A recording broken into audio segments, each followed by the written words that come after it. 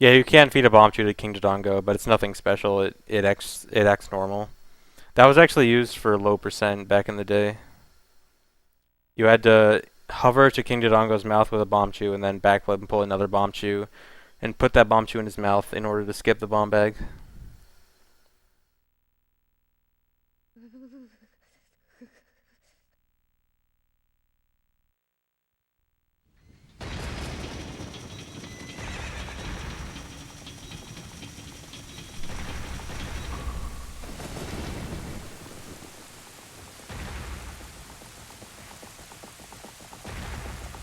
Oh yeah, it's used in child dungeons.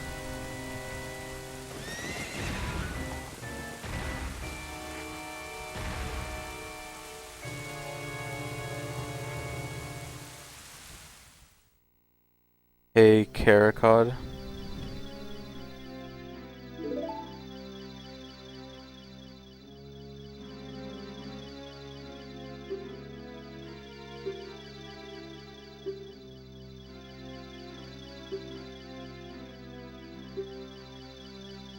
What if King Dodongo eats the Dodongo that ate a bomb chew? Probably very bad things.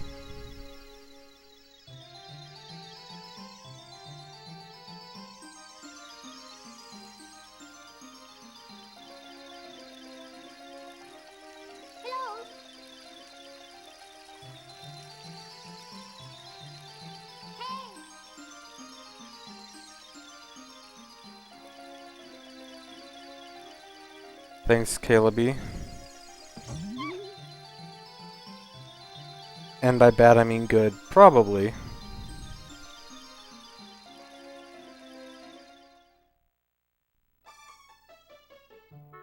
The video isn't exactly perfectly in sync, but also I probably did faster text smashing than my PB.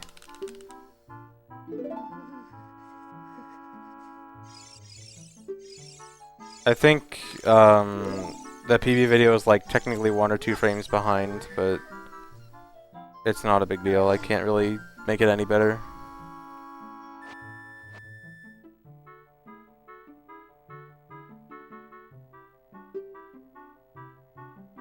Thanks, Poison Dark Dragon.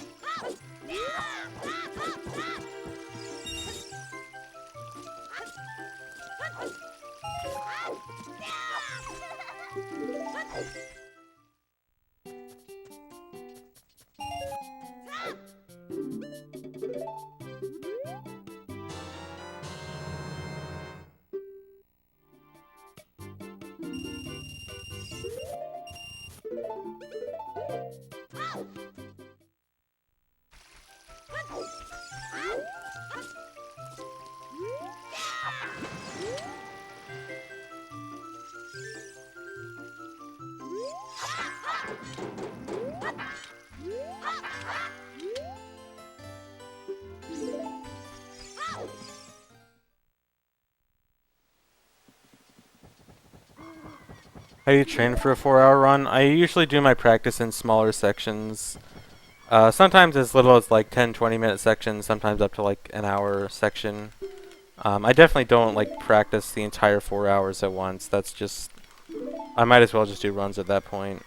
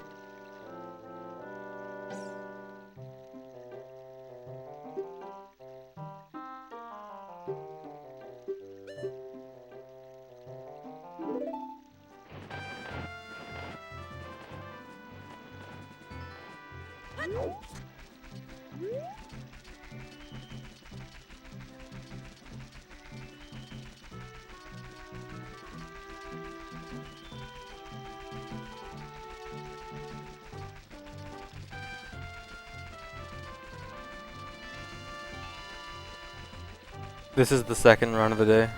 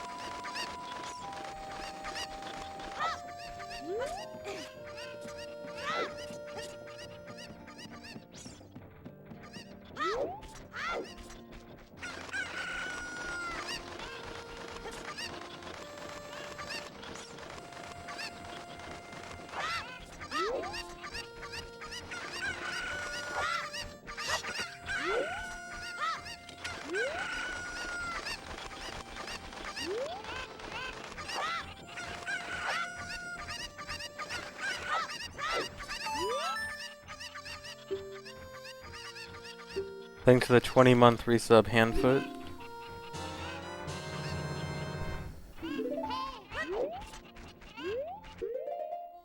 Yeah, I always watch the Scar and Toph show. It's always really good.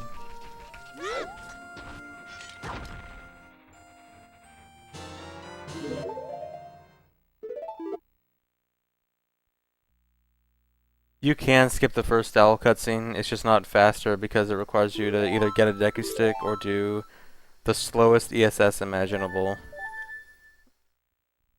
So there's no way to skip it and be fast.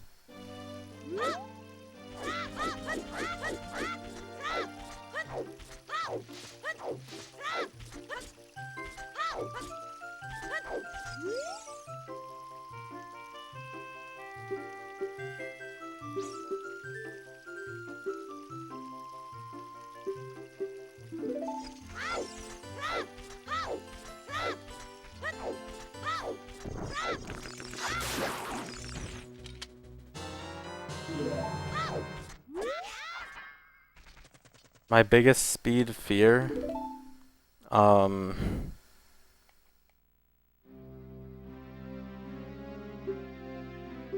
Failing the Ocarina game on the last note.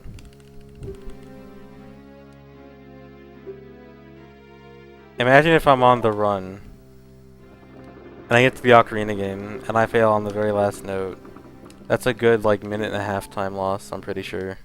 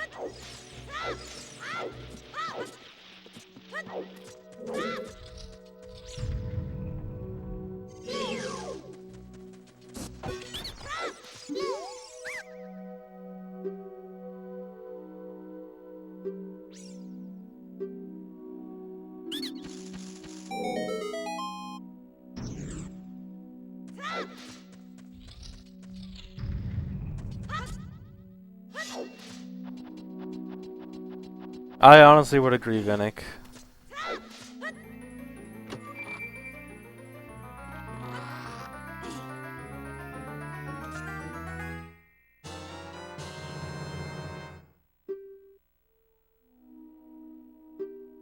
No, the Ocarina game, or the Frog game isn't cancer. The Frog game is just boring. The Ocarina game is just like... The Ocarina game is just way too long. The Frog game is slow, but it's like...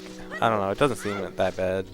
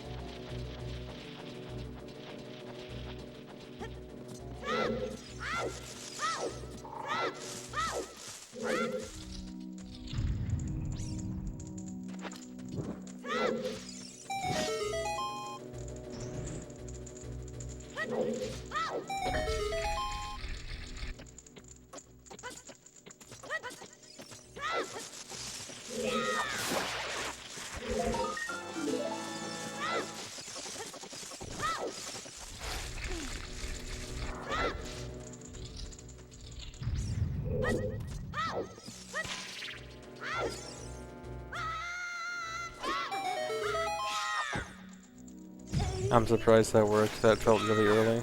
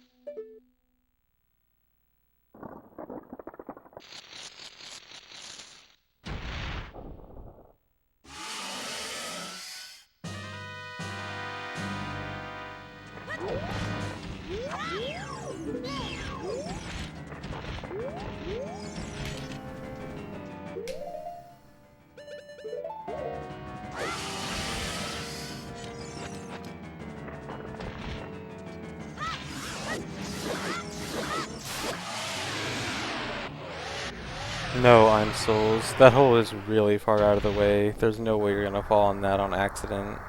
And if you do, you're really bad.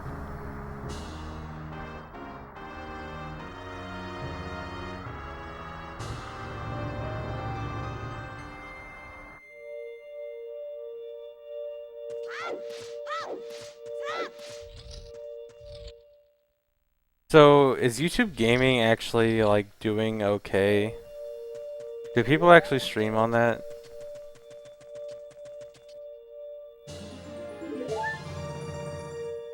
Is it an actual, like, competitor to Twitch?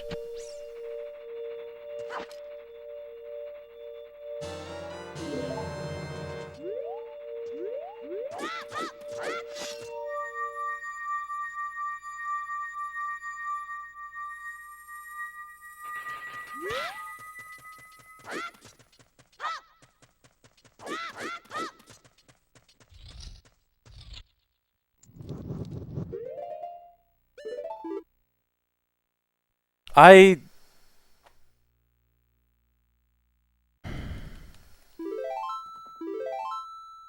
pressed my split key and I pressed split and reset at the same time. I'm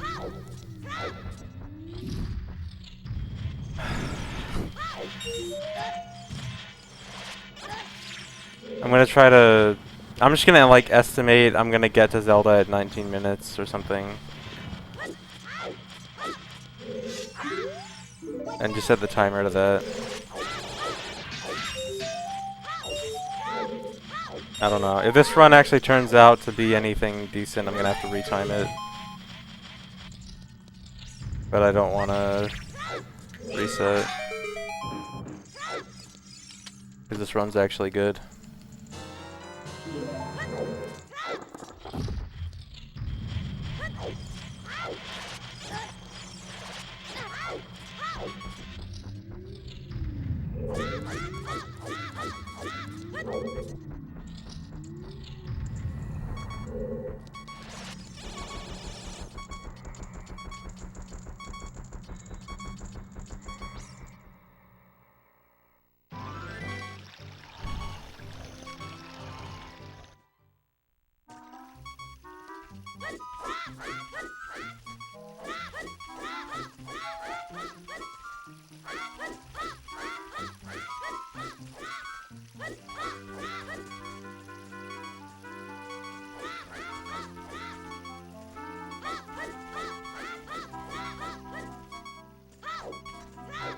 Actually, does anyone remember what time what time my wrong warp was gonna be?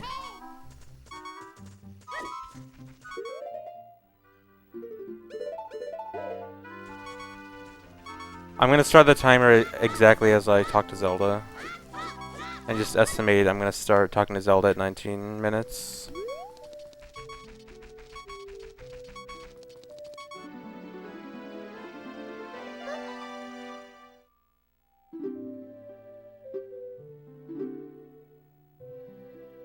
Minus 8 seconds, okay.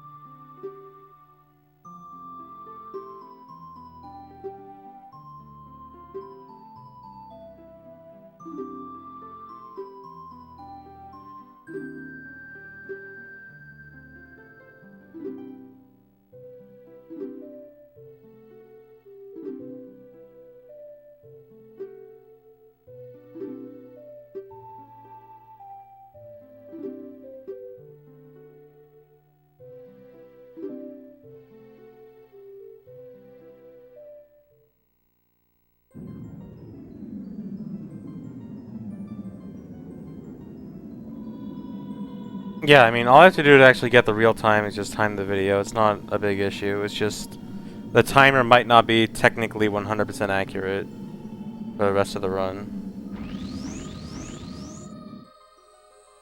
Minus 8.7. Okay, if it's minus 8.7 and my guards were bad, then I probably started talking to Zelda at like 1855 maybe. I bet my timer's about 5 seconds ahead then. Or maybe it's even, I don't know, depending on how much time I lost to the guards, it might actually be like almost exactly correct.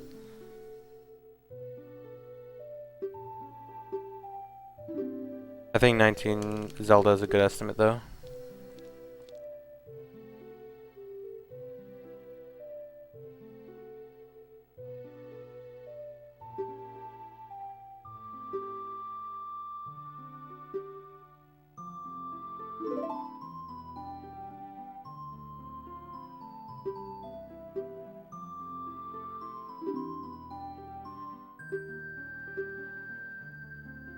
Yeah, PB got caught by the guards, but I'm estimating it by what my what my average time to Zelda is, which is usually usually a good run to Zelda is 19 minutes or so. A little under 19 maybe.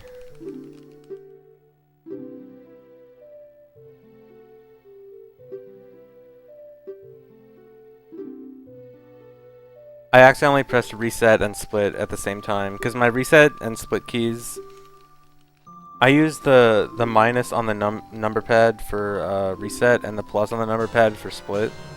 And so when I went to split, I just put my finger in between the two and pressed both of them. This is the first time I've ever done that though. I've never done that in the history of using splits for speedrunning.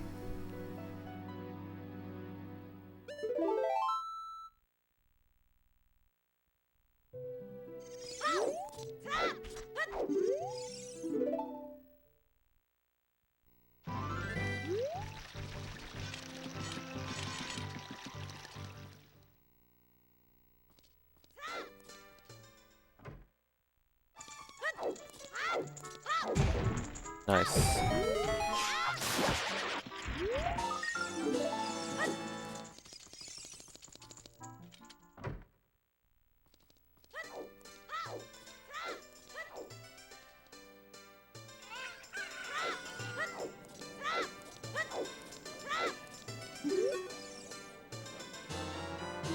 Okay, when I get to Master Sword, can someone go look at my VOD and look at the timestamps between when I started the run and when I got to Master Sword and tell me my actual Master Sword time?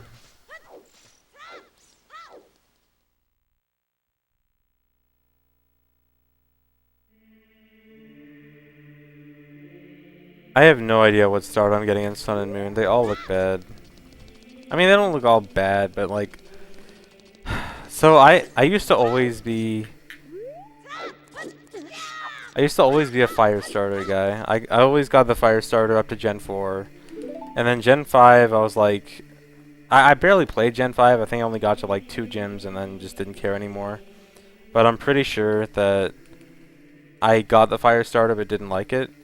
And then Gen 6, I was like, dude, these all suck. I think if I remember correctly, I'm pretty sure I got the grass starter in Gen 6. And then I ditched it when I got the Gen 1 starter. And then, and so now for Gen 7, I'm like, I really don't mind Litten, but I feel like it's just going to be a meme Pokemon, because everyone's going to go, oh my god, it's lit. And just meme about the lit meme all the time. And the grass starter, I don't know. I've never been a fan of grass starters, but I guess it's like kind of okay in this one, and the water starter looks okay, I guess. Water starter probably looks the least bad.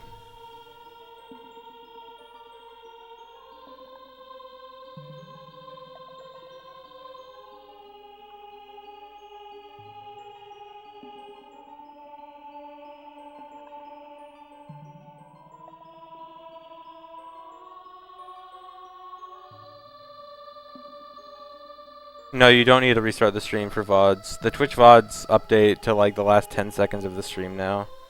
They've been doing that for like a year.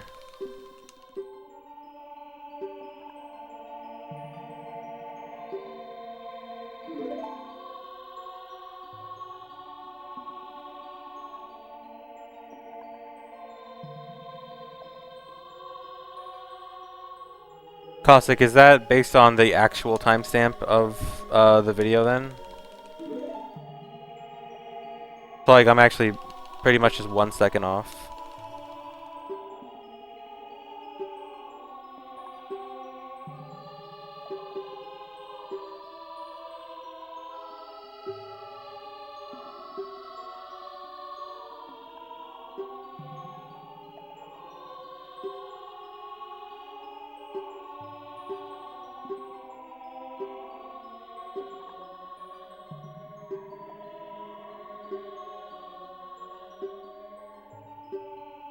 There is no way it's 24:32. You are wrong.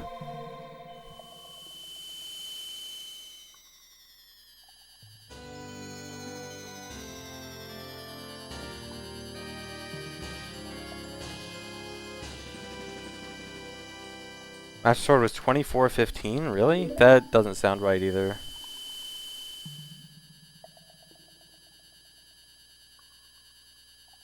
Are you guys looking at my PB? No, you're not supposed to be looking at my PB. Oh my god. Go to my past broadcast. Click the past broadcast that is the one that is going on right now. Twitch VODs update automatically now. It has my Master Sword in it. Go look at that VOD. 23:49. Okay, thank you, Novar. That sounds accurate.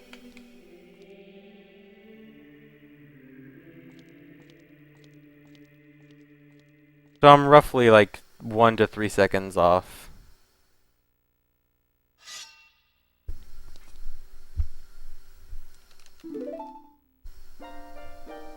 So this is actually pretty close to accurate.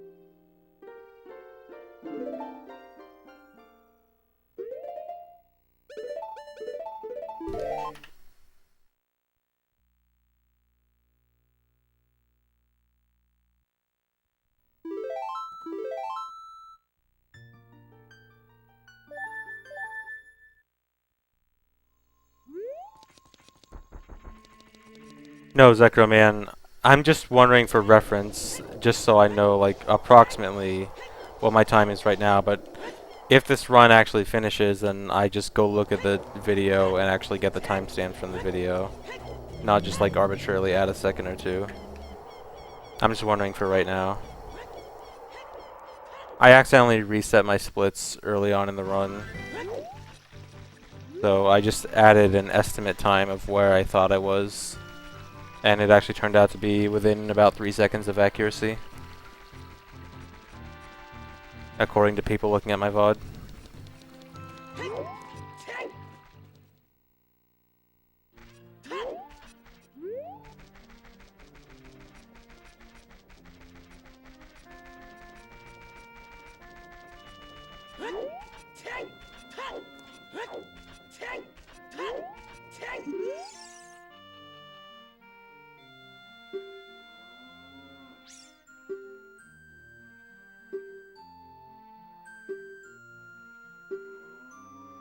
Actually, you know what? I don't think that's right, actually. Because if I get to Zelda at 19 minutes, I don't think I'm going to be getting a 2340 something Master Sword. I'm actually kind of skeptical about that number now. I don't care, whatever. I'll figure it out when the run ends. If the run is actually good.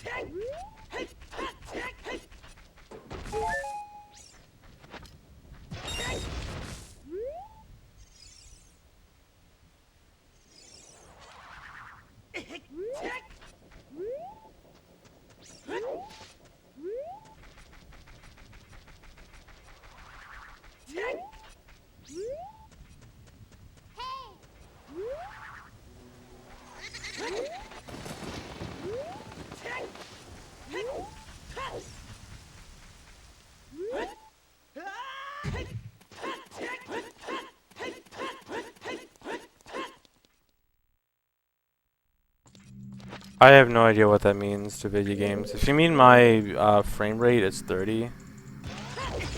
If that's not what you're asking for, I don't know.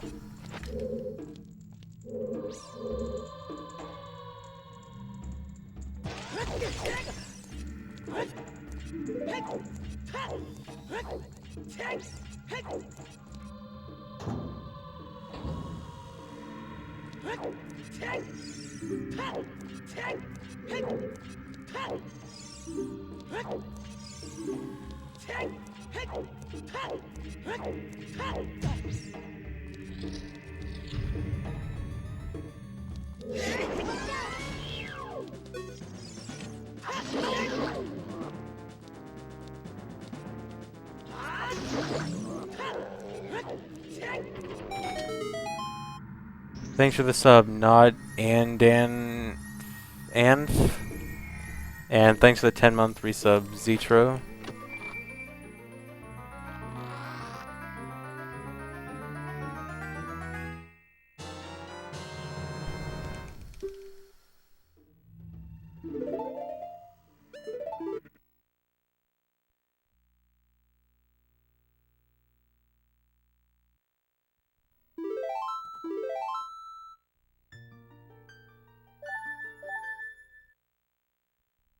No, because the PB video is started at the estimate that I started the timer at, 19 minutes. So the PB video isn't accurate either. PB video is exactly as inaccurate as my timer.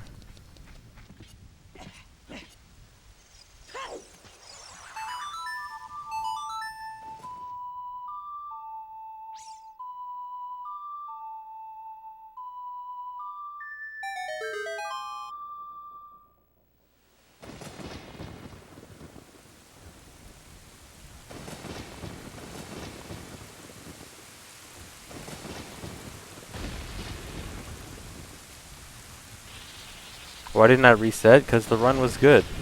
Why would I reset a good run?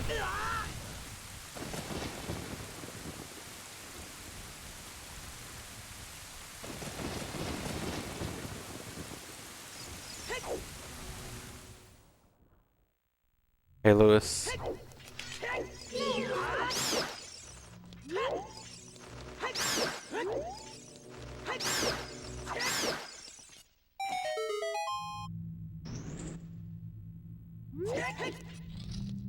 You can post a link if it's relevant.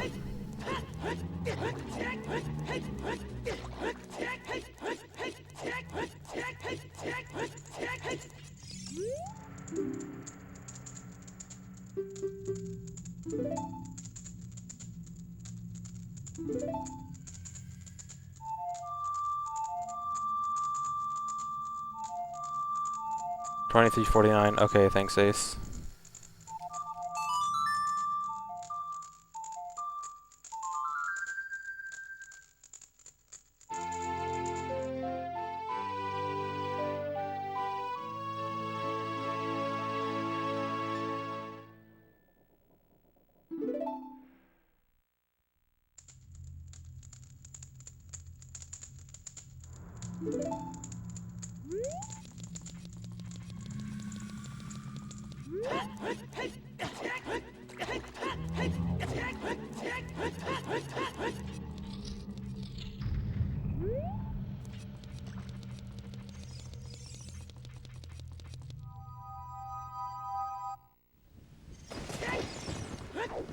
It seems like the timer is roughly 2 to 3 seconds off.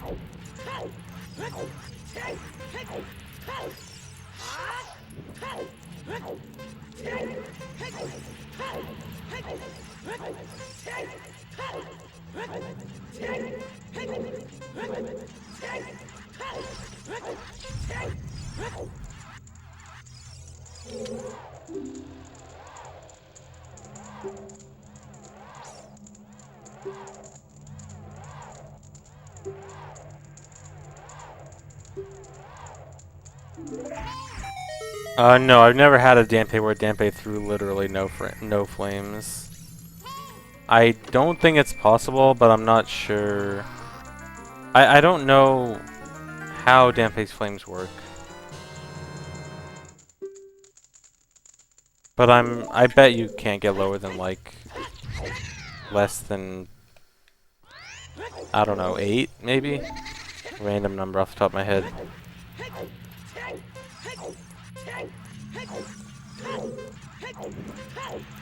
But I'm sure there's like some kind of programmed interval that he's required to throw a flame in.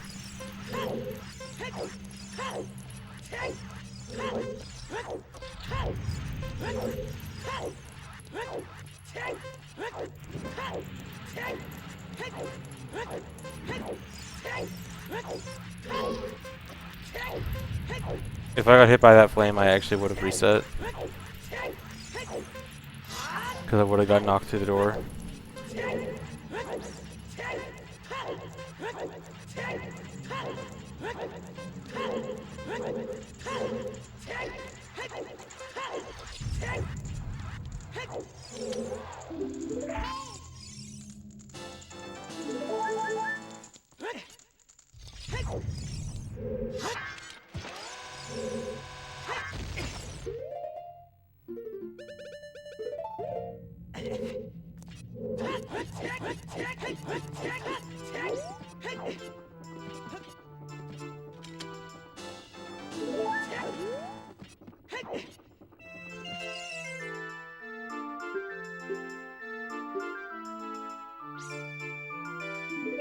Thanks to Mr. Pwonger.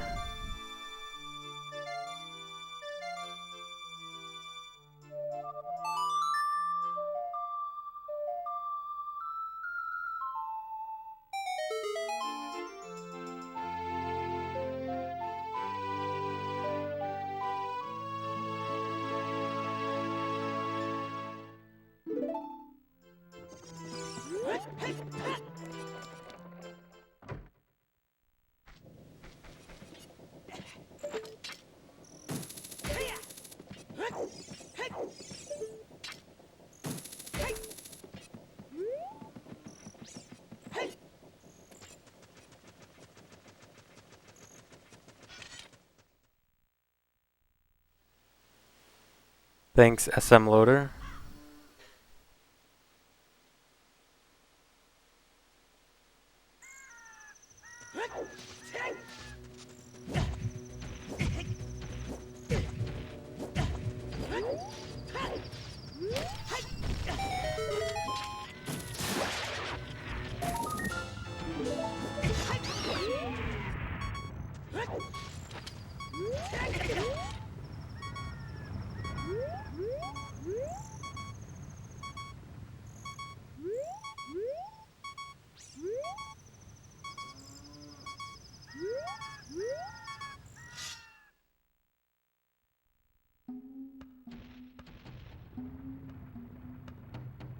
Thanks everyone for making this a copy pasta.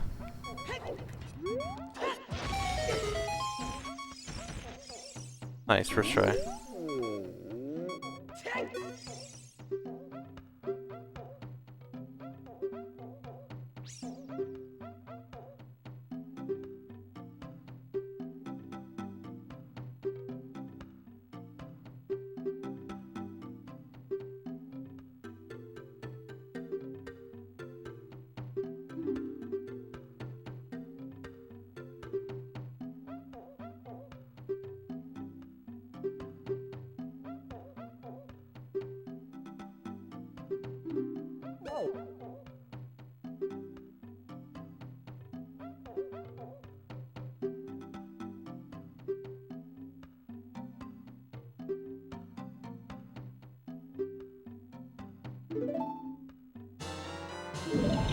What exactly do you mean, Oizar? Because I'm pretty sure I've always done basically the same thing there, except maybe with some like minor adjustments.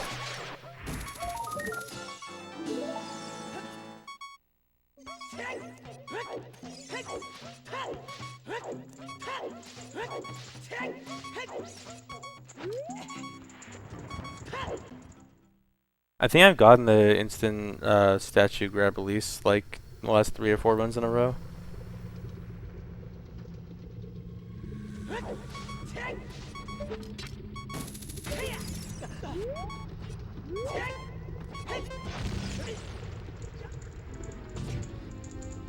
How many subs do I have? 119.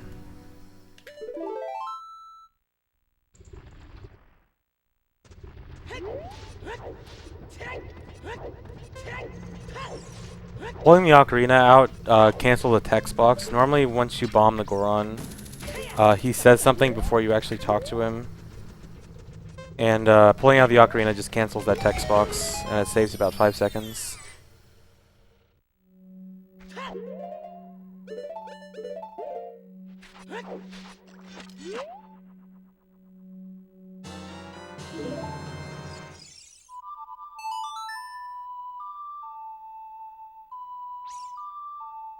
Yeah, the Tektite I've always taken damage there. I used to only take 3 hits of damage there. I recently started doing 4 hits. Hitting one of the rocks more often. I don't think I've ever, if you mean like getting hit in my Hess, I don't think I've ever gotten hit by them often. I think I do know like how to avoid them a little bit better than I used to, but I don't think I ever got hit by them a lot.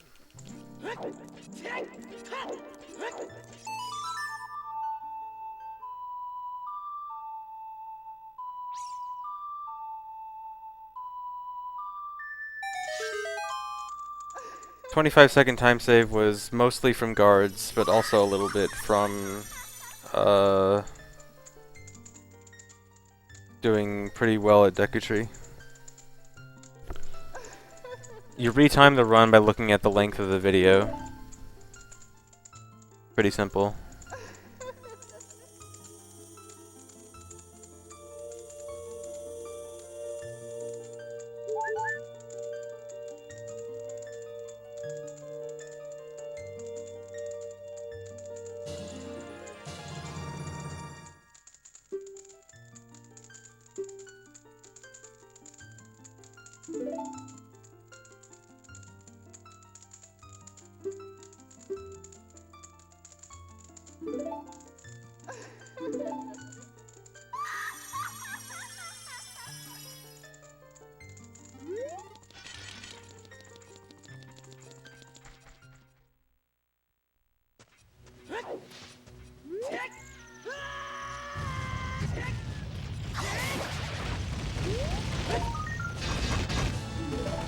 No, the video is based on the timer. If the timer is off, then the video is also off.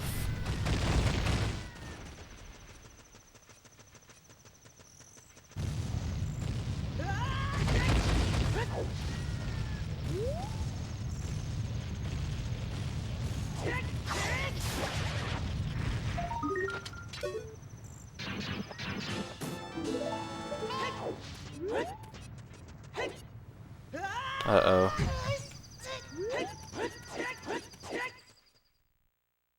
I almost didn't make it in time.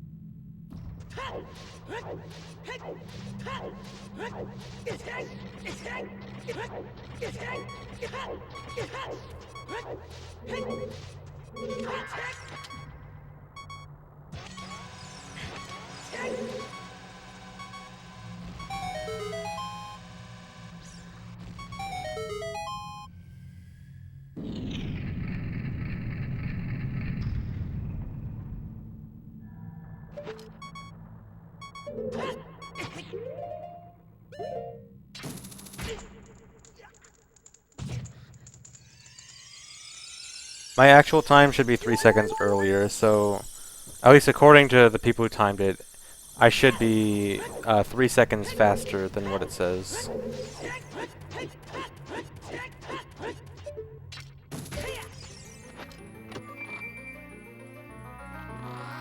No, I didn't have an extra bomb chew. I wasted a bomb chew in Shadow Temple on the Mega Flip.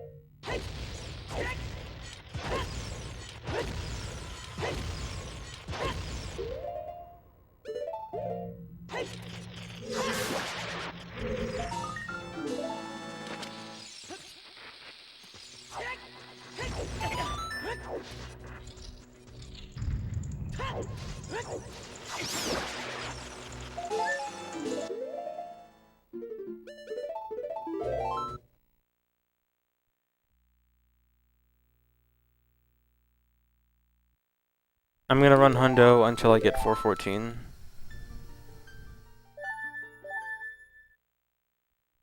Is feeding Dodongo a bomb chew part of 100%? It should be.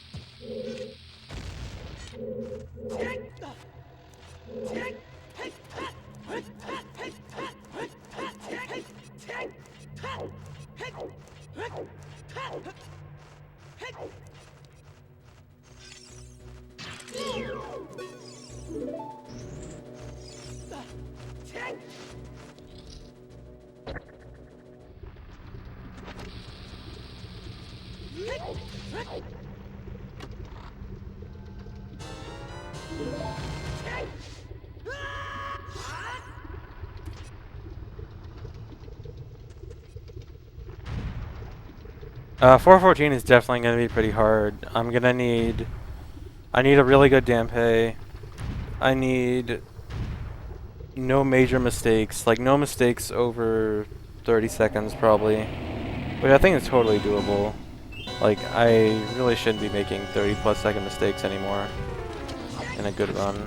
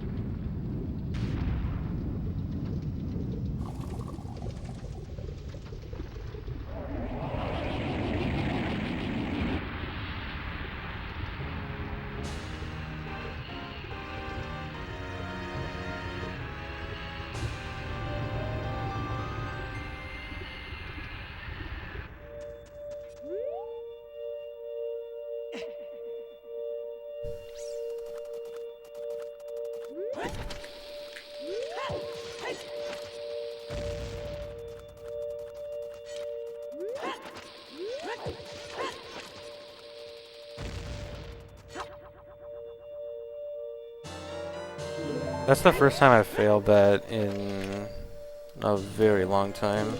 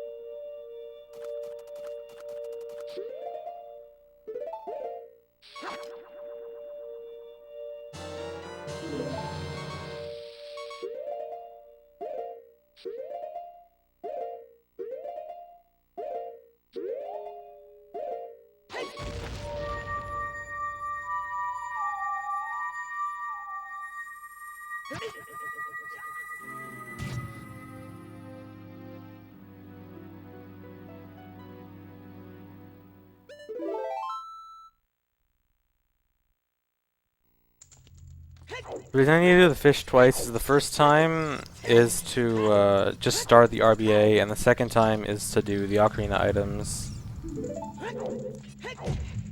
But the second time I can combine Ocarina items with RBA, which is cool and fast.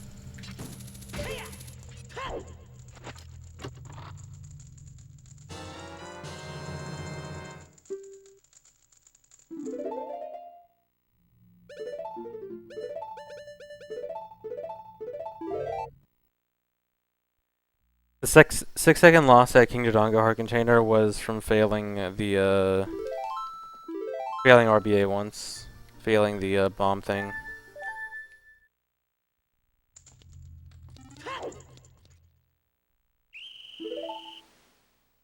No, playing the notes on the Ocarina is just for fun. It doesn't do anything at all.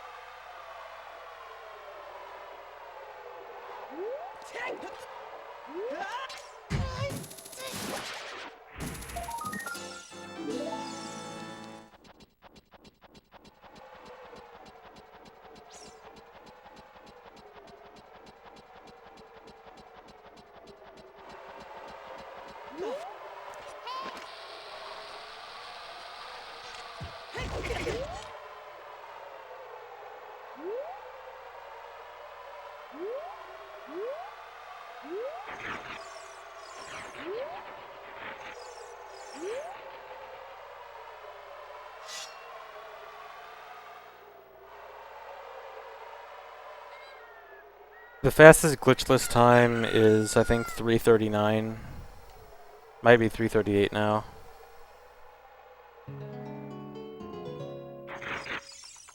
Really?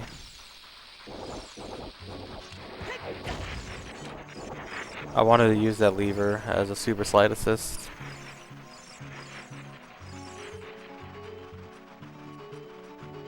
Since I keep taking out Ocarina on accident there all the time, I should really just start using Sun Song there.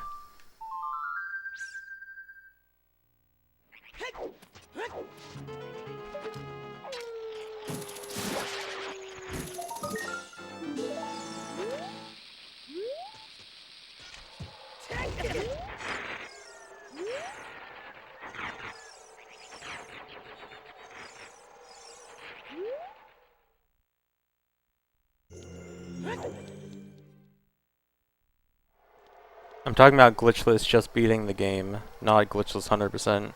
Glitchless 100% is about 540 something. 547, I want to say.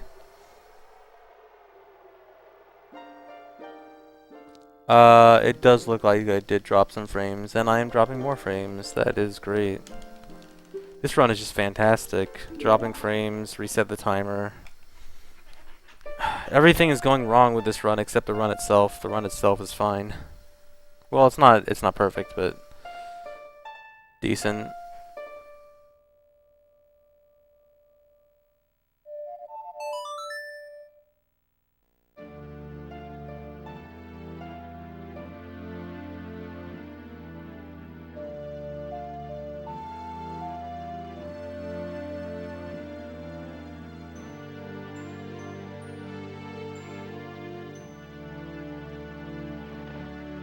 Wussbag, what you're actually getting is a ground jump, but yes, it means you're rolling early.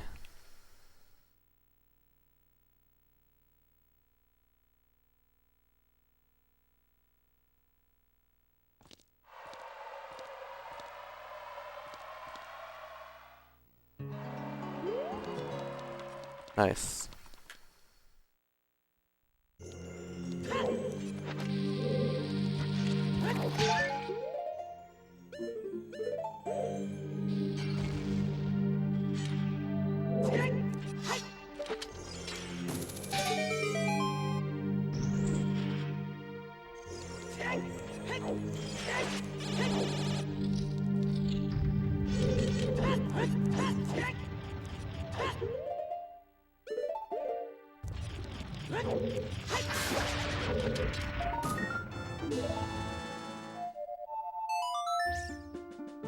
I'm pretty sure this is second run of the day.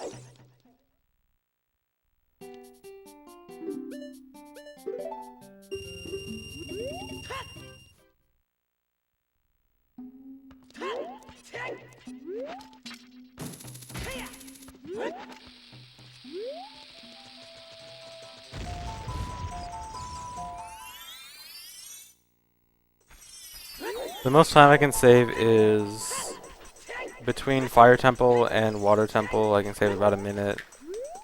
Dampe I can save a minute. And Shadow Temple I can save about 45.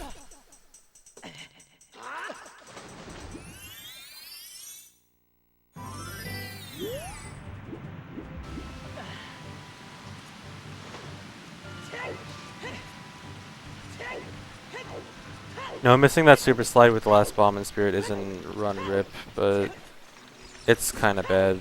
I don't want that to ever happen, but it can be saved. Well, I actually made a new backup strat just a few days ago that actually works decently well. Before all the backups were all terrible. Dude!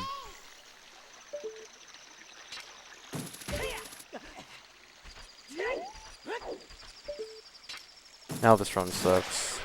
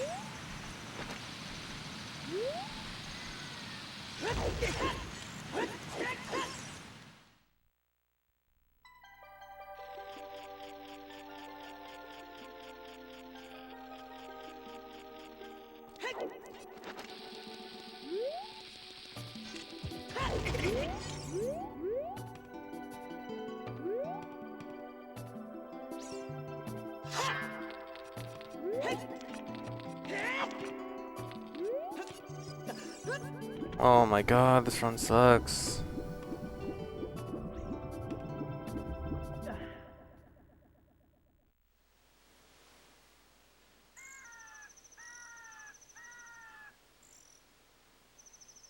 I don't know why I'm dropping so many frames. I can't do anything about it. Sorry.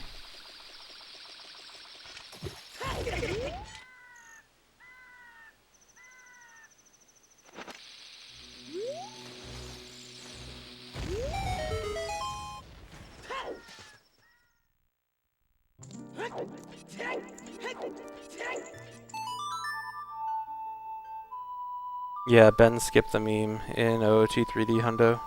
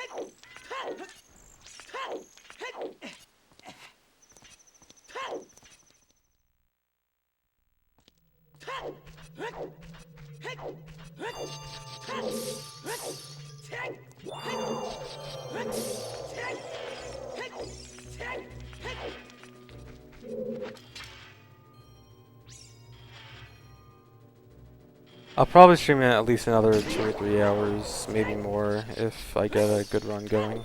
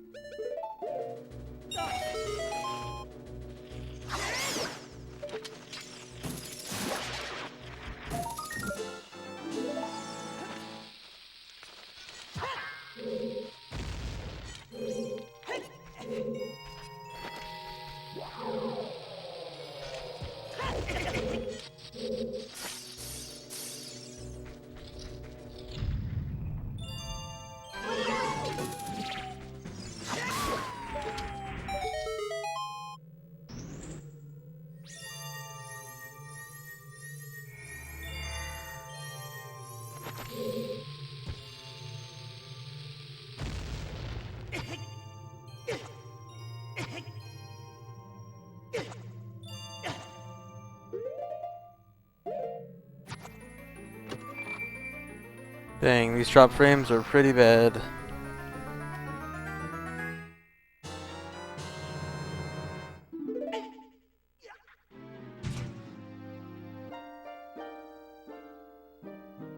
Sorry, I wish I could do something about the drop frames, but there's not a whole lot I can do.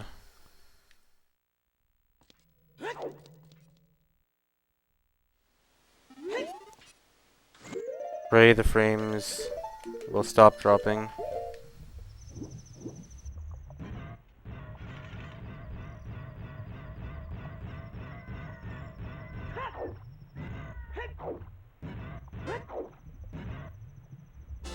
Also, that was a pretty good ice cavern. Even though I lost 5 seconds, my PB's ice cavern is just so good that, like, even losing 5 seconds is pretty nice.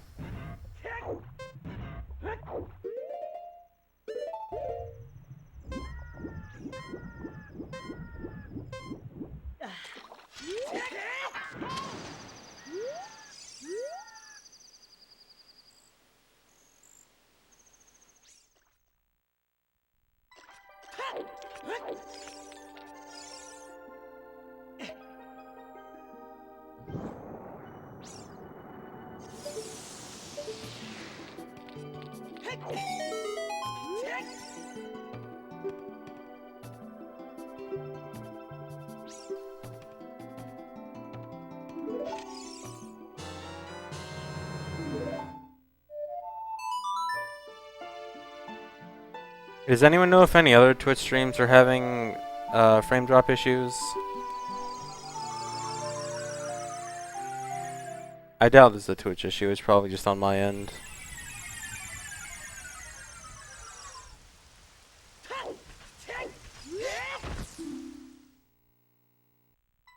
It's that boy.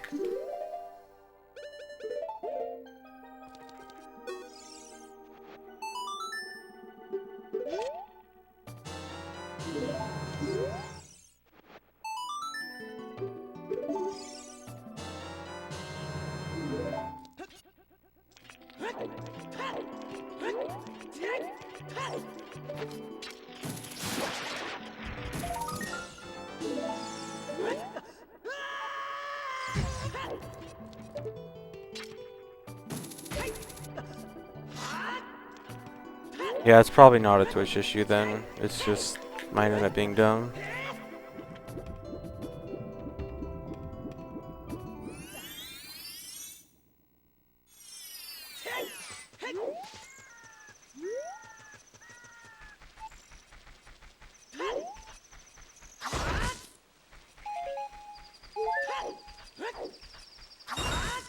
Oh right, I forgot my time of day was completely screwed up. That's perfect. Gonna lose even more time.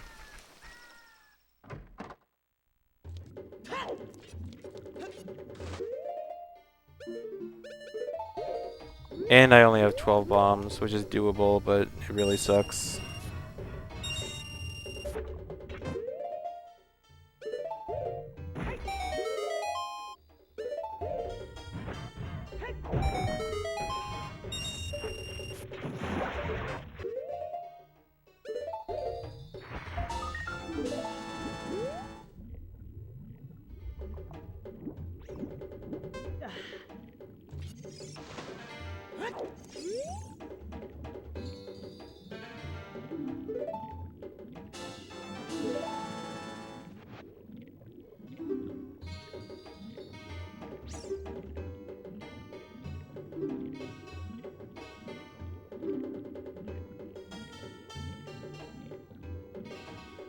Why won't my frames stop dropping?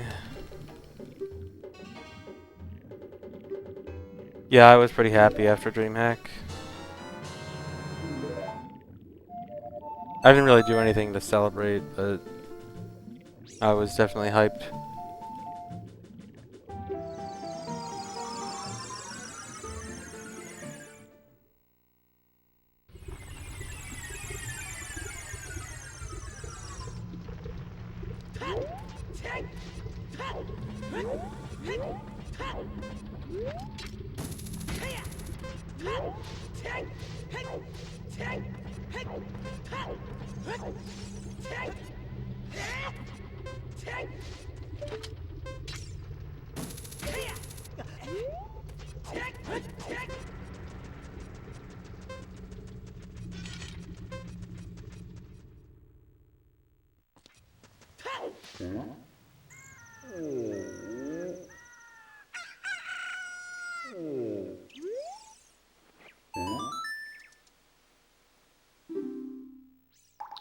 So because I lost so much time at Zora's River, I'm gonna have to wait an extra day for Biggoron's sword, which means I'm gonna lose even more time. Yeah, I'll definitely watch Get on my level. I watch pretty much every big Smash tournament, or big Melee tournament at least. Subtle shots fired.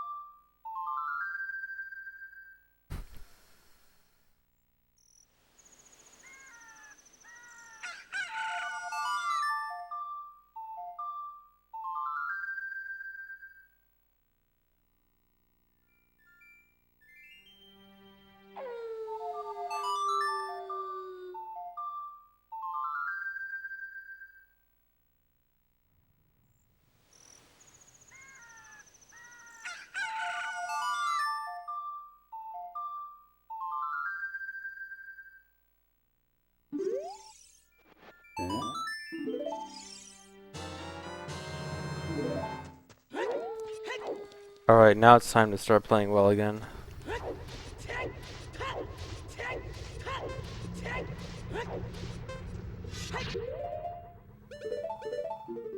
That is not what I want to equip. Tell myself to start playing well, mess up equips. Nice.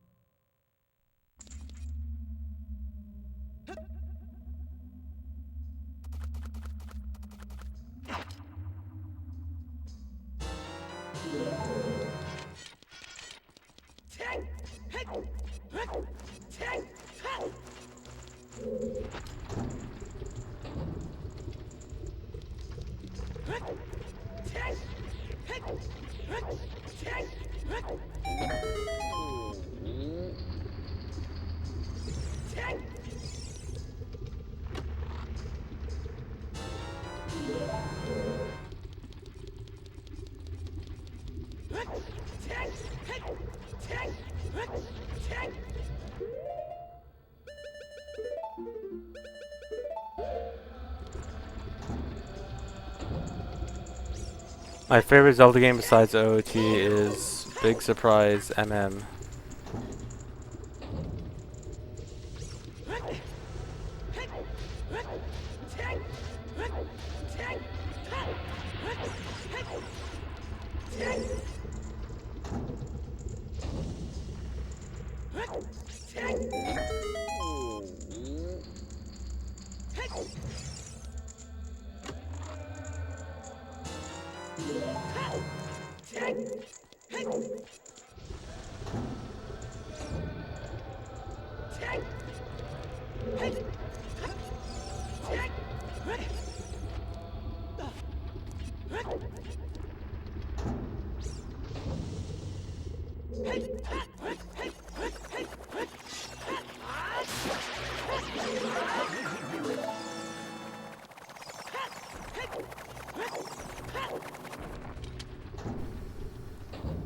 Exactly, MBM.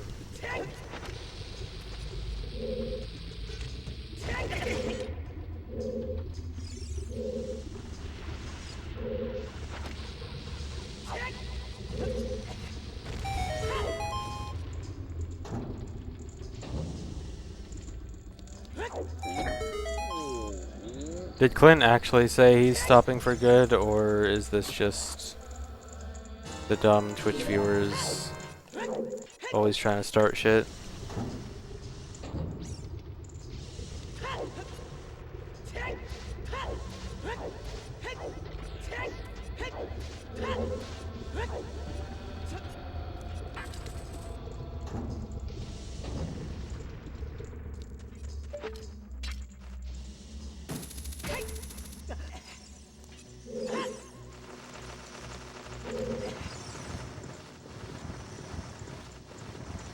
Dumb Twitch viewers, that's what I thought. Yeah, I heard him saying he's taking a break. But everyone seems to want to interpret that as never coming back to OOT. Because then there's more drama that way.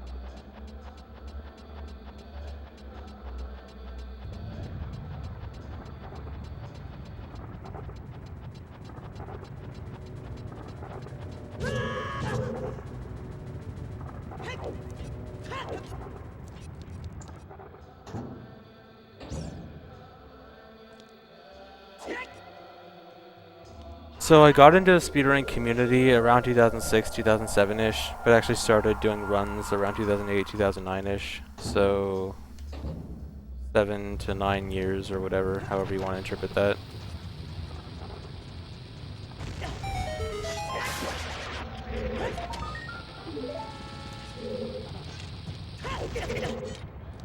Really? I hate this run so much.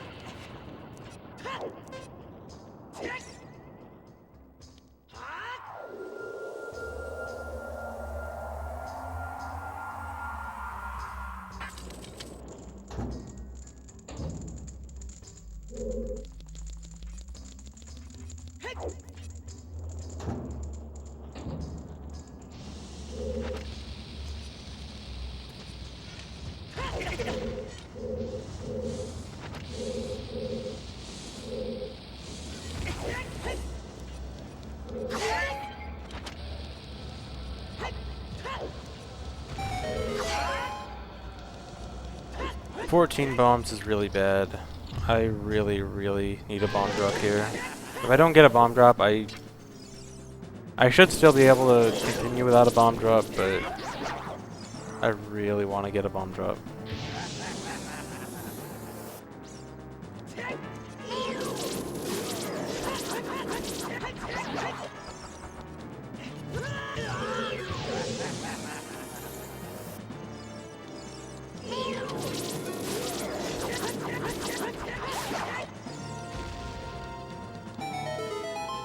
Okay.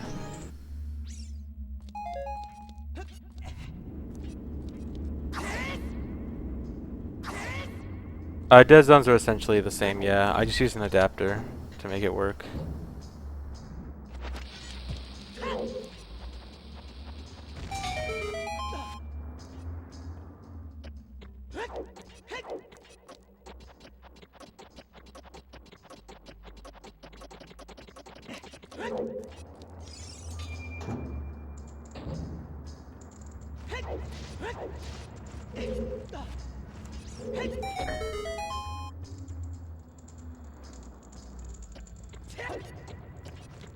Are the frames still dropping?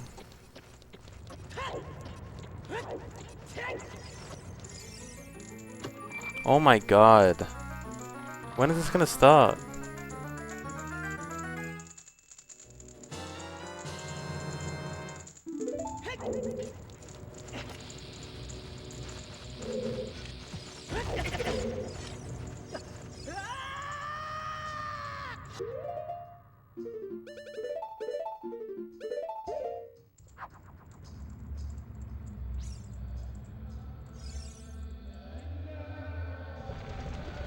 I guess I can try lowering my bit rate.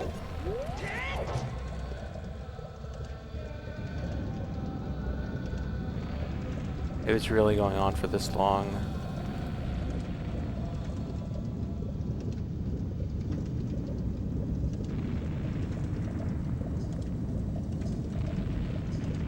Alright, we'll see what happens now.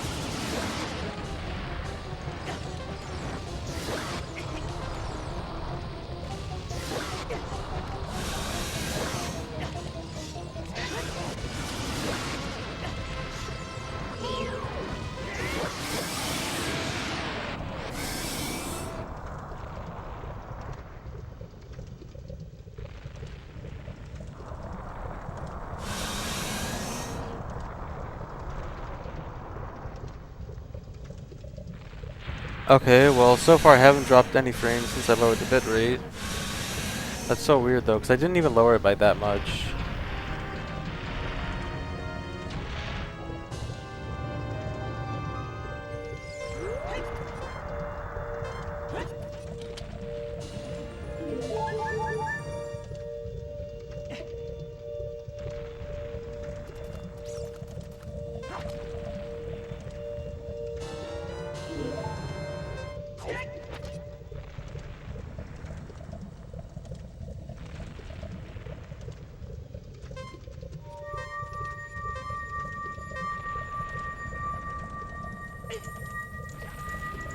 So the reason I was dropping the bombs there is because, well, Vajia actually has two hitboxes, one for the flying one and one for the one that pops out of the holes.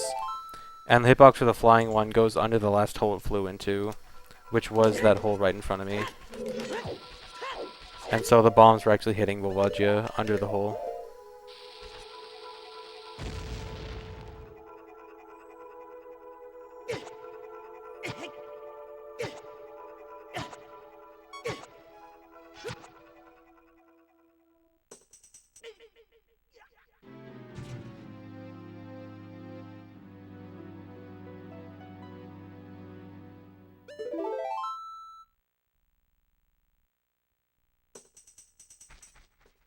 I think the bomb thing is allowed in Glitchless. I know it's something that was very controversial for a Glitchless. There were a lot of people that were for it and a lot of people that were against it.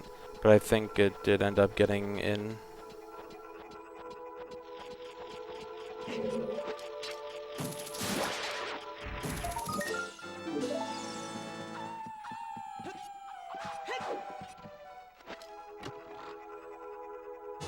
That trick was discovered many years ago, at least like 3 or 4 years ago.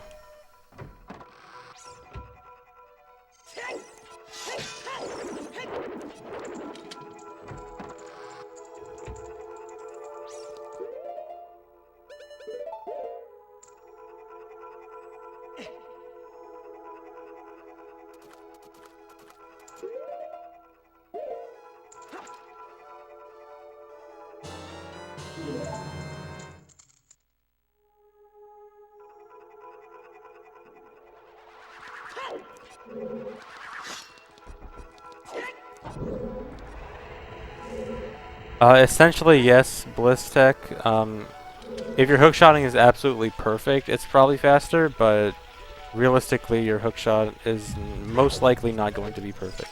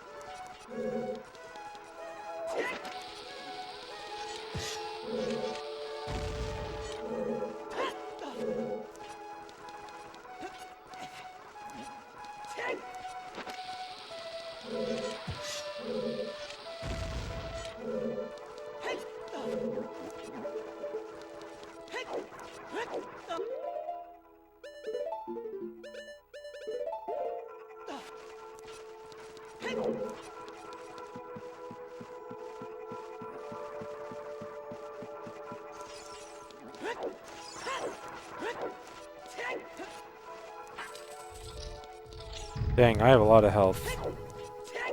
Probably because I didn't take damage from the fall during the elevator.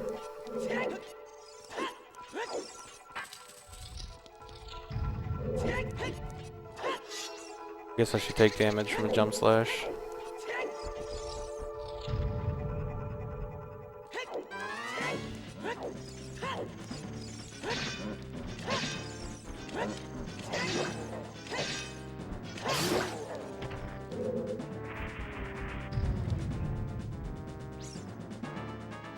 No, the boot you're using does not affect your ground jump height.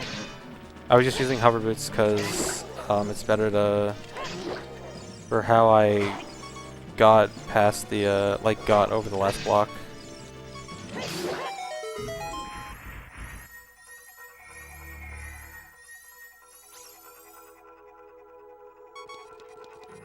Like getting to the last ledge.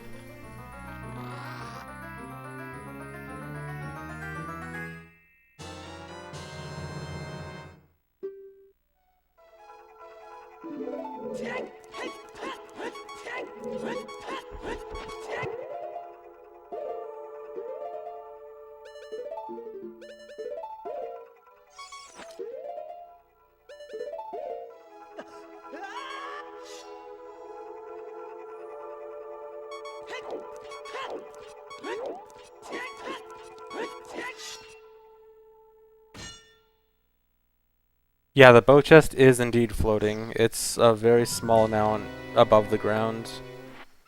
If you leave and re-enter the room, it then is not floating anymore. Fun fact about the room, actually. So in Master Quest, they changed exactly where the chest spawned, but they didn't change anything else about the fight. Like, the fight is still one Stalfos, then platform falls down, and then 2 Stalfos. The only difference in the room is the bottom part of the room, where you fight Wolfos instead of Stalfos. But for some reason they changed where the bow chest spawned. They just moved it back a little bit and turned it around and made it not float. Oh right, I'm supposed to ISG.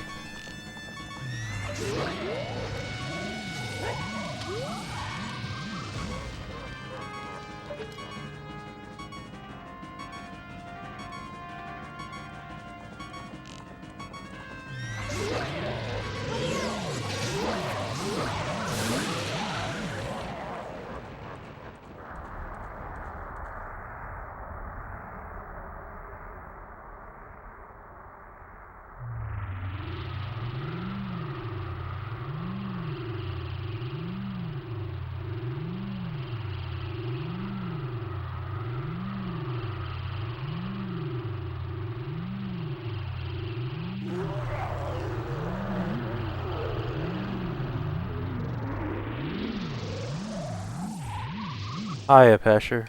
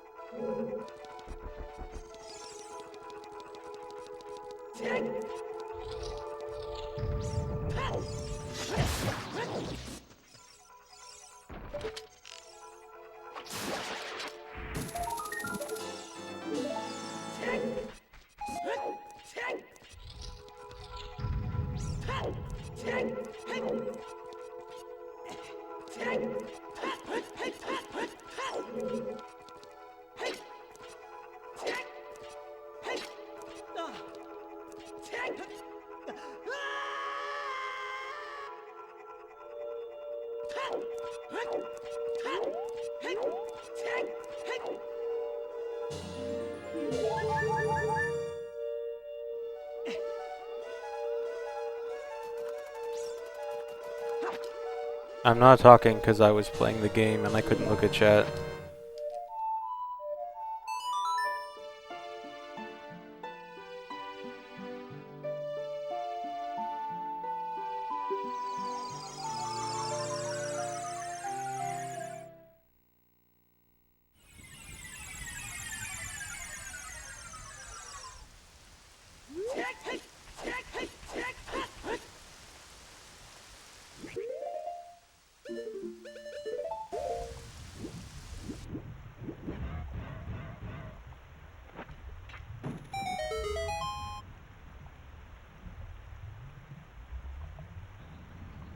Unfortunately, no, I can't have one eye on chat and one eye on the game. I am unfortunately unable to make my eyes go in different directions.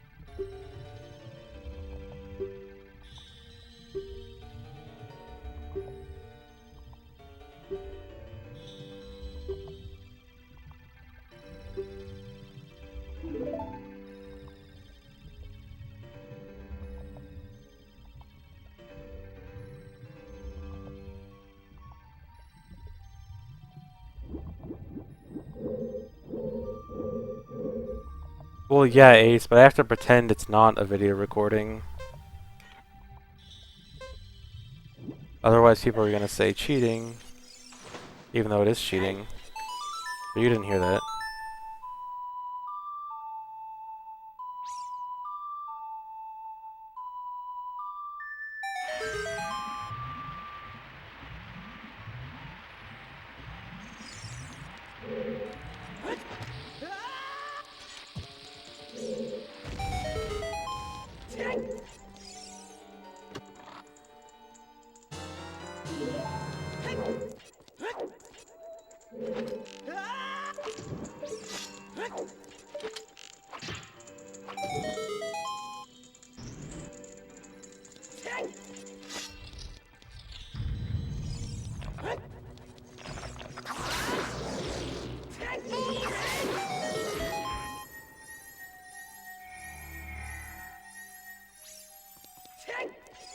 Pastor, do you want a timeout?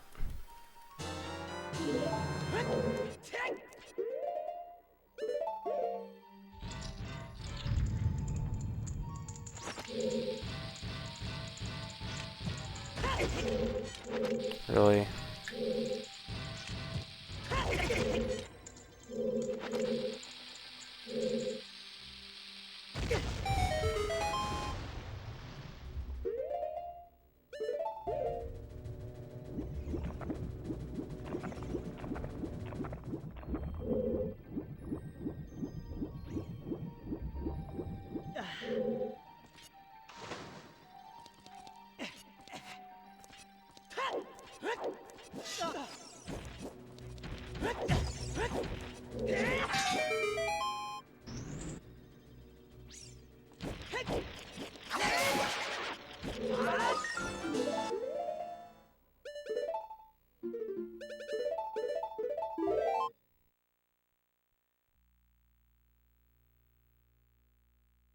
To do the magic attack without charging, you just rotate the control stick and press B.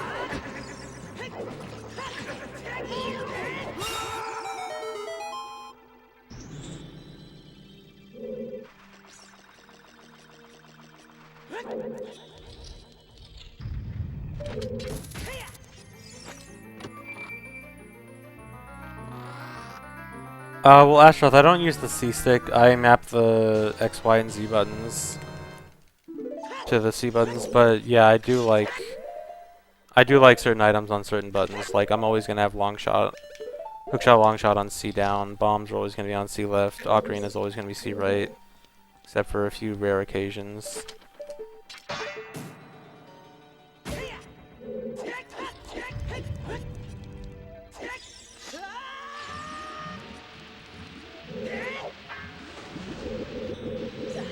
Although there's also a lot of items I don't really mind where they go, like bottle I generally don't mind, Deku nuts, Deku stick.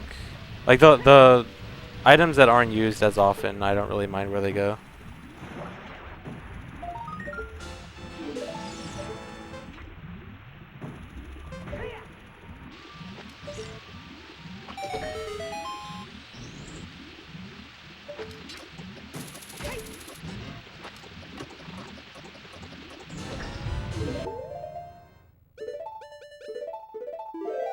Yeah, once you know how Dark Link works, he's actually really easy.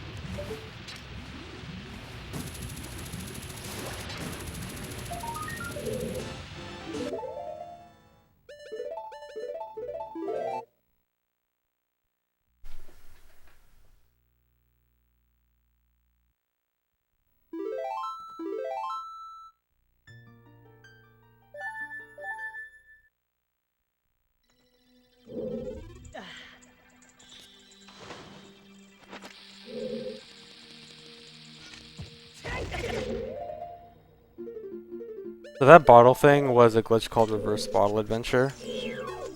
So I got a bottle on my B button by tricking the game into thinking that the B button was the last button I pressed, and so that's where the bottle item went when I caught the fish.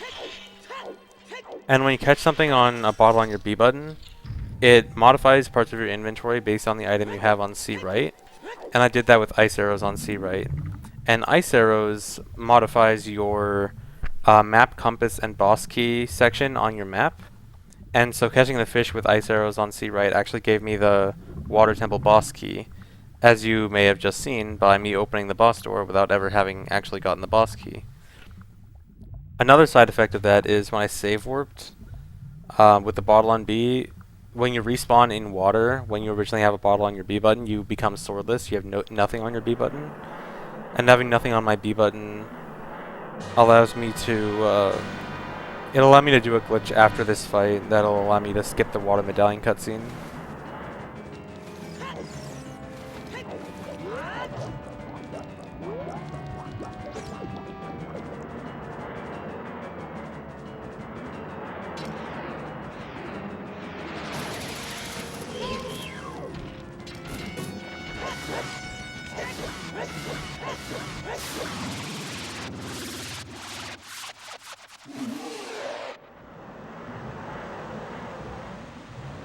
Hey Wolf, thanks for the 8 months.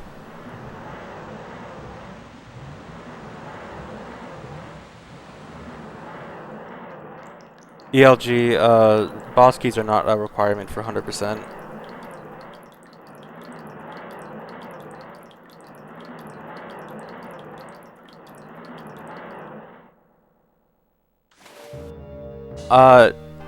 Sort of Bliss Tech. Short answer, yes, but it's slower. Long answer requires too much setup, or yeah, it requires too much setup basically to do it in Spirit Temple. Like technically you could do it, but it just takes too much time to set it up.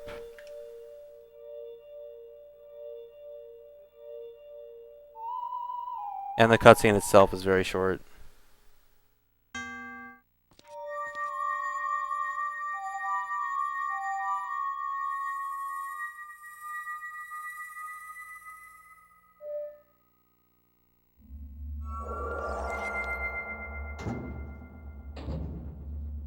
I owe you a B-dubs?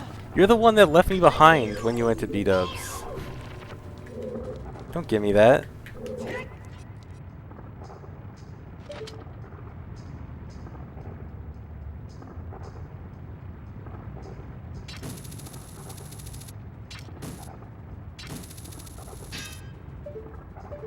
Don't do this.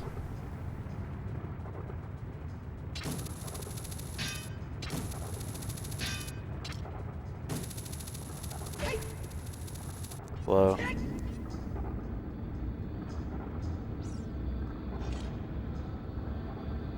Oh wait, never mind. You didn't go to AGDQ. Never. Okay, it's not your fault then.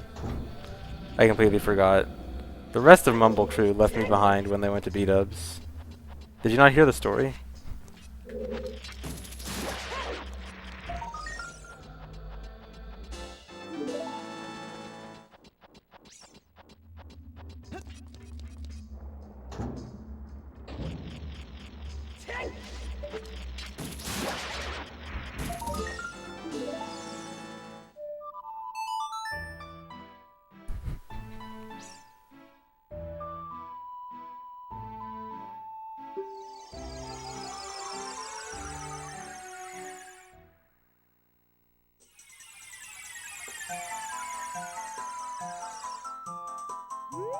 I forgot to split.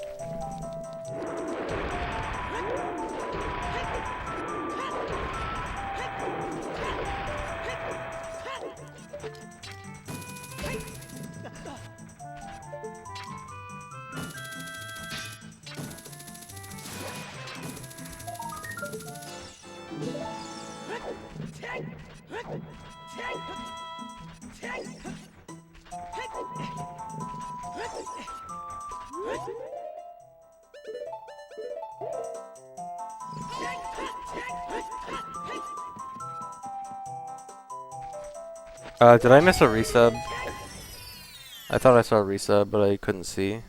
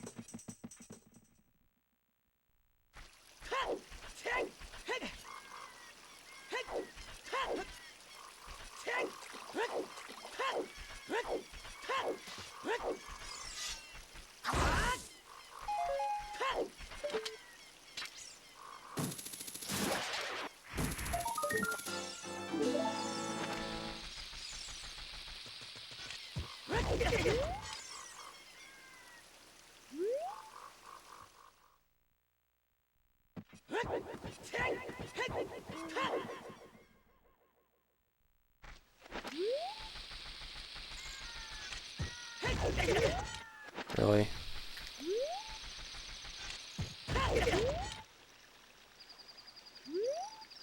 Okay, thanks for the 23-month resub, Seaman Cognoscent. I swear I've never seen that name before.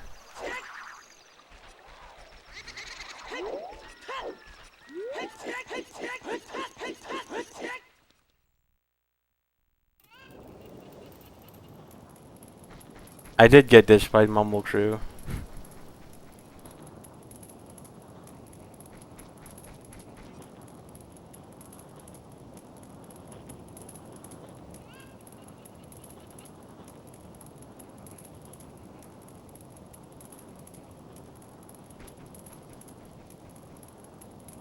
No, I definitely have some subs that they have never said a word in my chat.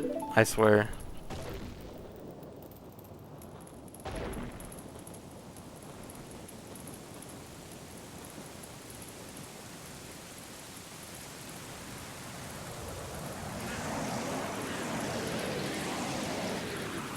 strangest glitch I've heard about that's not in a Zelda game.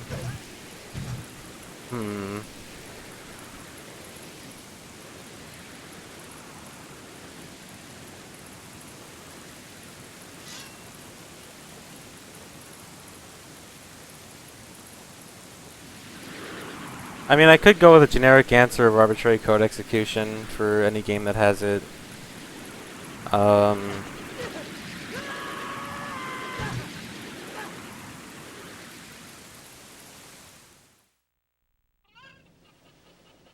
Oh, how about this one? So, there's apparently this glitch in Paper Mario where if you hit this block for 400 years, it'll crash the game. That's probably up there.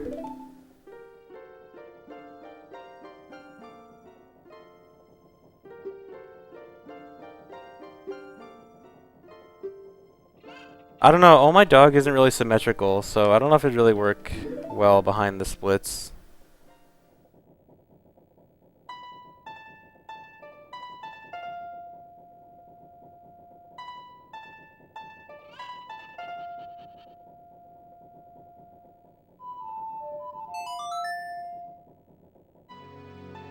Is that glitch useful in speedrunning? Take a wild guess. But yeah, there's this block in Paper Mario that you hit it once, then it spawns a block with a mushroom, and then 10 times it spawns a block with a super mushroom or something, and then 100 times an ultra mushroom. And you can actually, if you like overflow the number to like something billion number of hits on the block, it'll go back down to 0, and then spawn more blocks. And then you keep doing that for 400 years, and it eventually spawns so many blocks that the game crashes.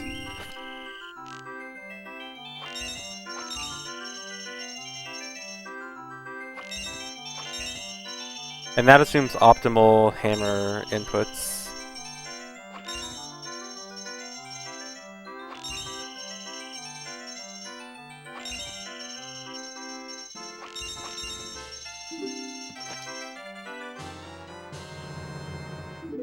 The closest person to my record is still Clint with 424, so depending on whether or not you consider that close.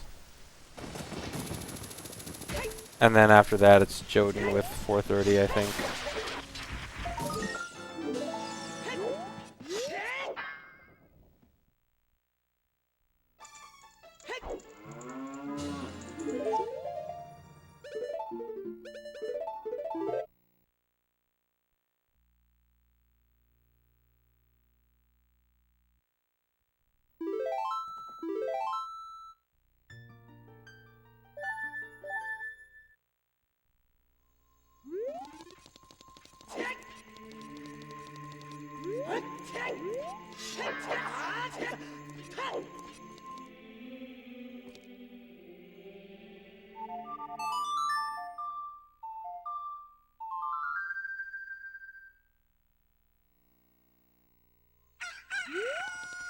Clint does use basically the same route. There's a few minor differences here and there.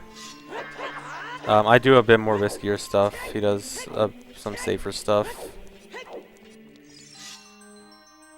But for the most part, it's the same, yeah.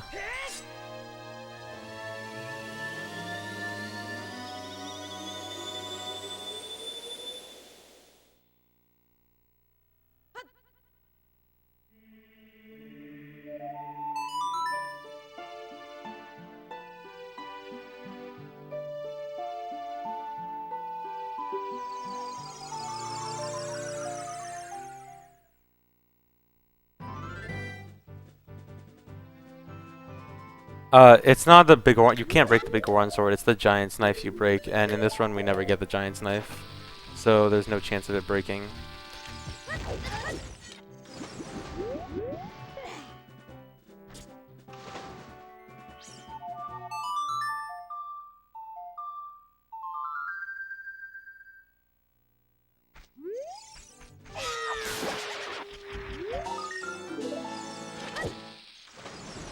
I think that anyone that puts a lot of time and dedication into the category has a shot at the record.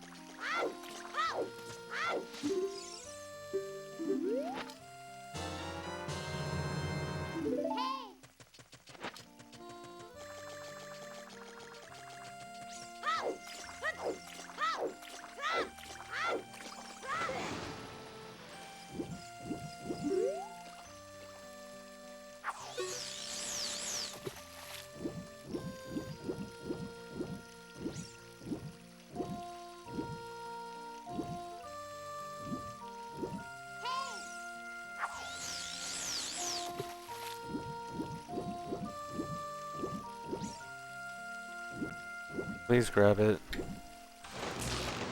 Okay. All you gotta do is say please.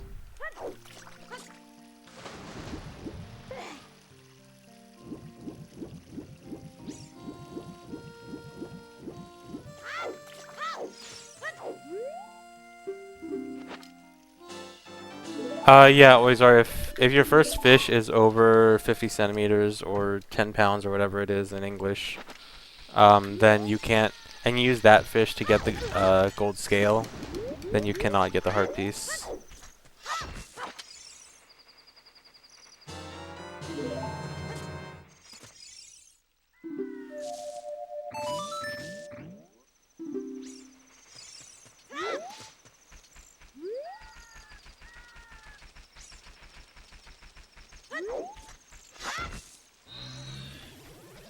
I don't think Hundo has too much RNG in it, but I do kind of dislike the amount of RNG in it.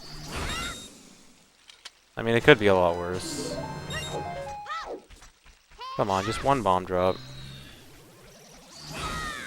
Are you serious?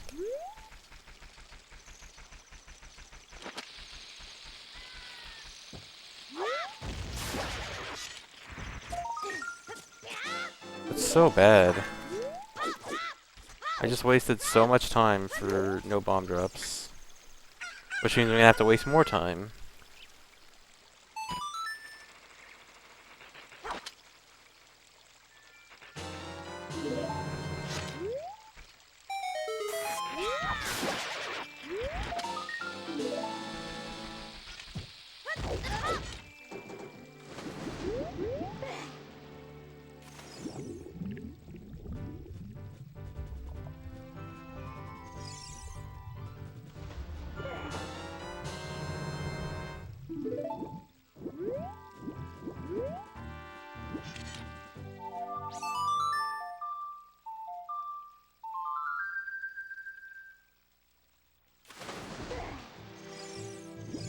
I probably wouldn't add total time played to my splits, but I can check it every now and then if you're curious. Not in the middle of the run, but I don't know, remind me later and I can check it.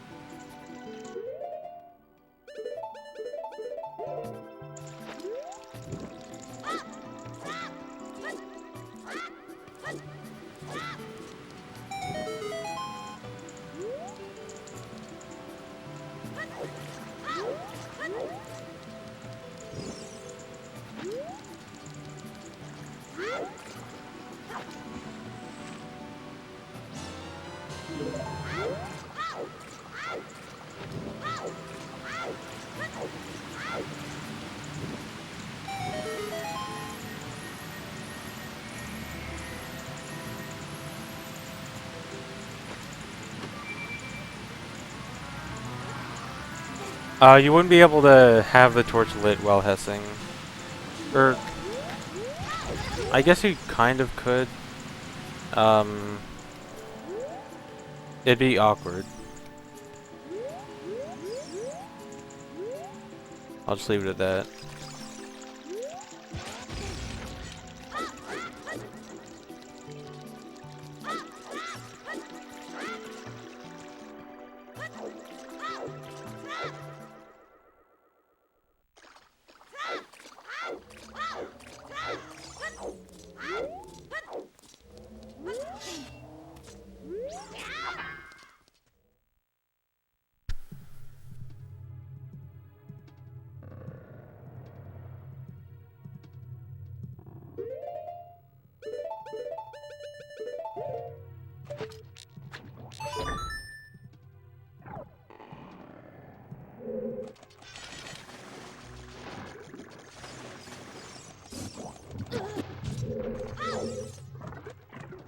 Pasture, add a delay between your second and third side hop. So like do 2 good side hops, then wait like half a second, and then do a third.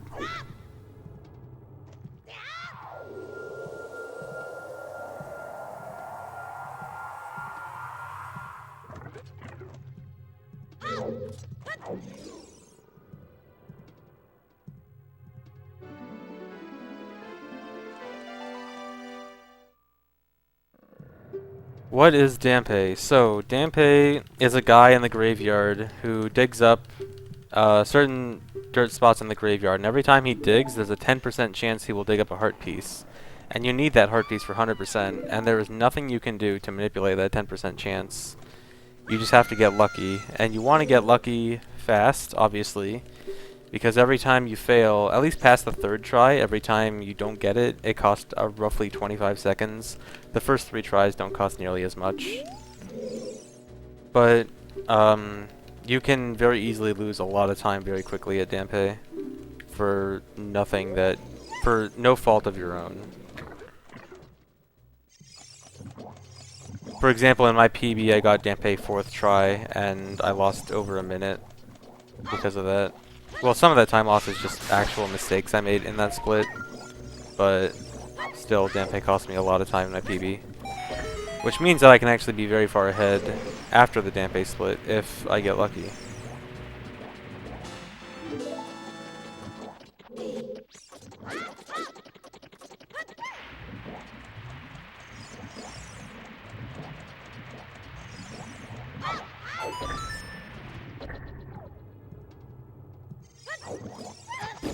Nice.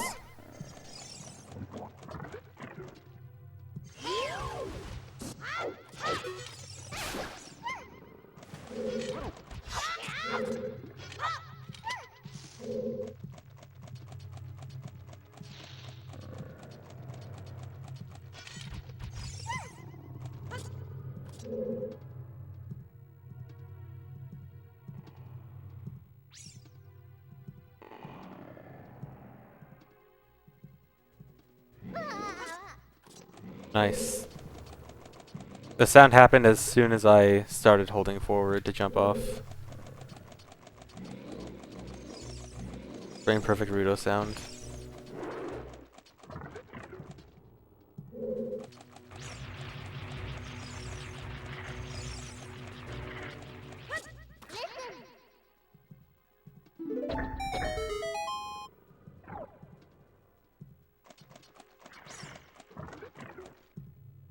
Yeah, it doesn't matter where Dampe digs. It's just the RNG is set like when he digs.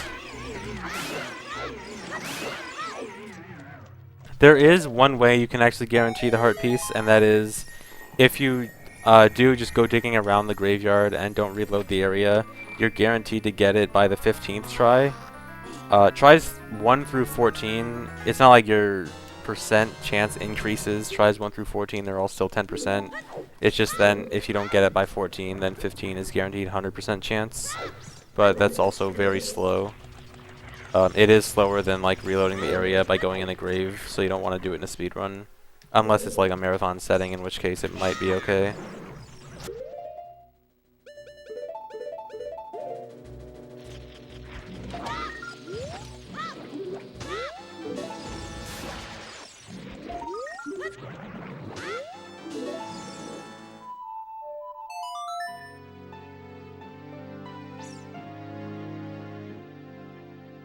Yeah, the Rudo sound effect is like one of the best sound effects in the game. It's like top 3 sound effects.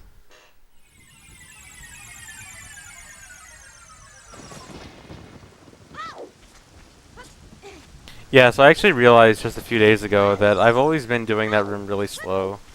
Because I always like pull the bomb immediately, and then because I pull the bomb immediately, the way like throwing the boomerang to the first gold sculpture works is I have a decent chance of soft locking if I just mash through the text box. And then I realized if I just delay pulling out the bomb for half a second, I don't have to wait on the text box to make sure I don't crash or don't soft lock. So delay that bomb throw by like half a second and you can do the room fast.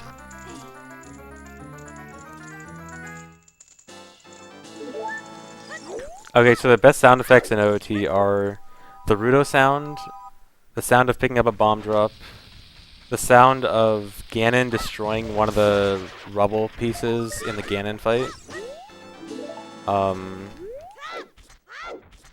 The sound of getting a heart piece is pretty good, but that might just because of Dampe.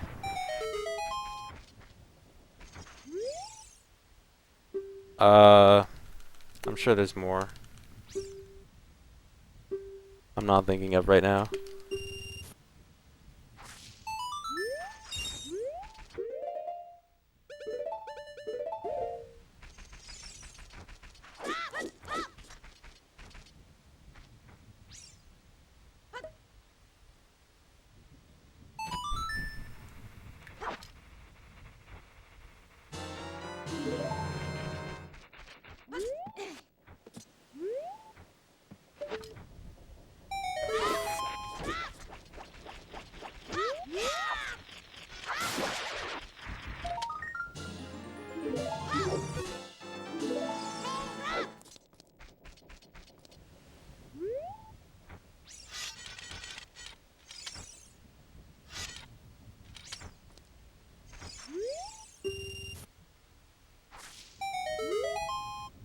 I'll take it.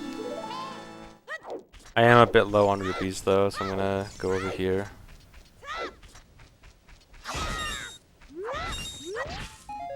Really? Whatever. I need to remember to get 3 extra rupees sometime soon. Oh, I didn't split. Crap.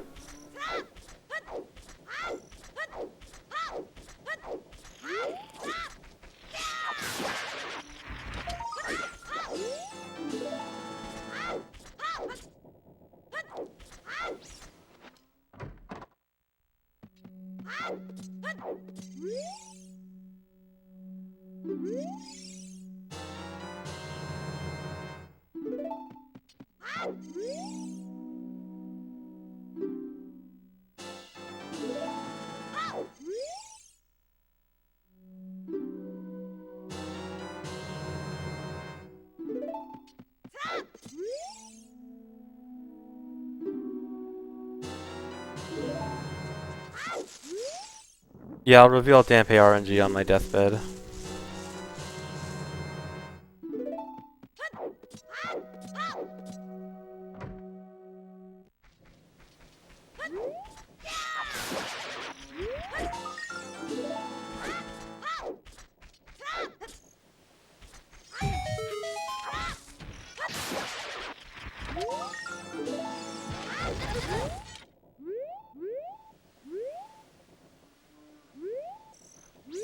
Really?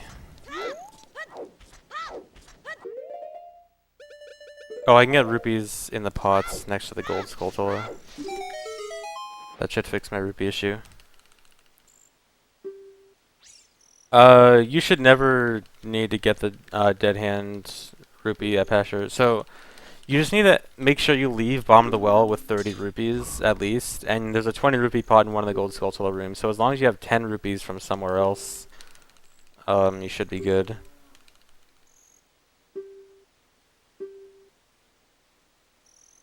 Or you don't necessarily need to leave bottom of the well with 30 rupees. You can get some rupees afterwards, but I like to just make sure I know my rupee count's good before bottom of the well.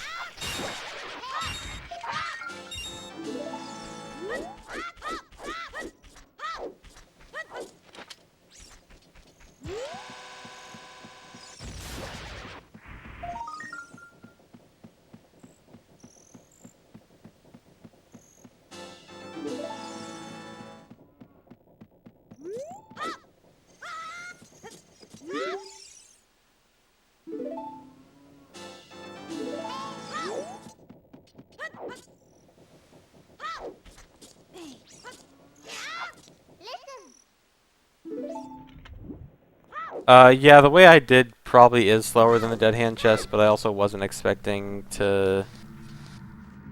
I usually get a red rupee when I'm like so low on rupees like that, so I was kind of just expecting a red, and that would have been much faster, but the way I did it there was probably slower.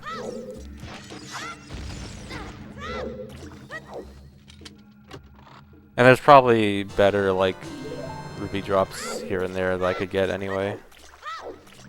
The dead hand chest is really slow and should not be the optimal method.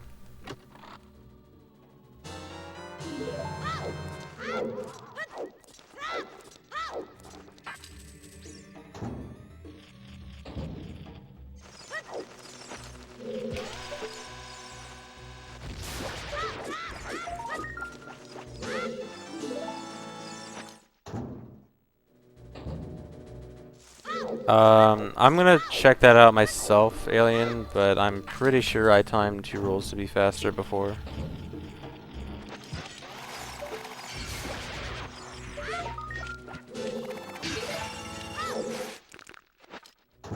Or at least I guess it depends on like how well you do your first roll.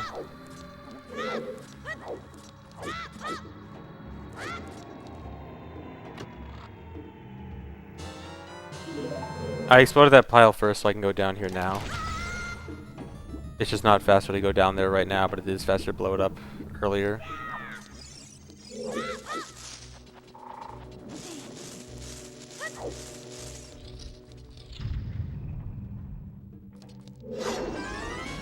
Really.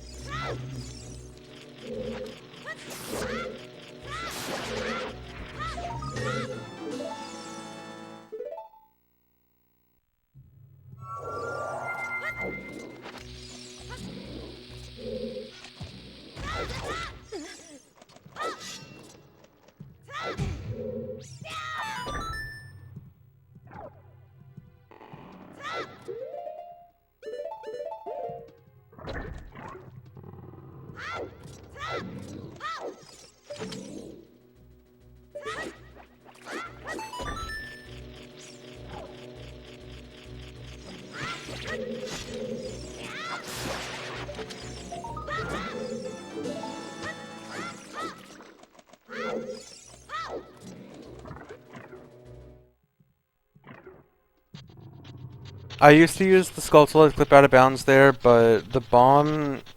So the bomb is a lot more consistent, and if you fail it, it's much less time lost to retry it.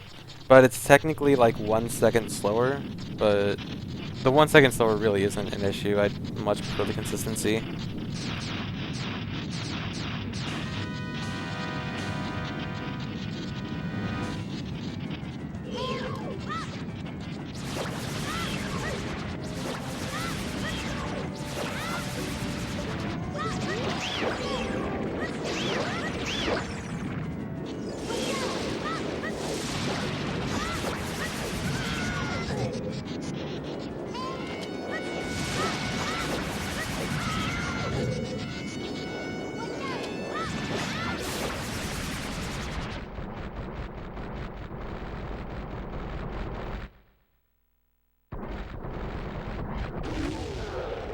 Alien, I was the most consistent OOT runner at the Skulltula clip.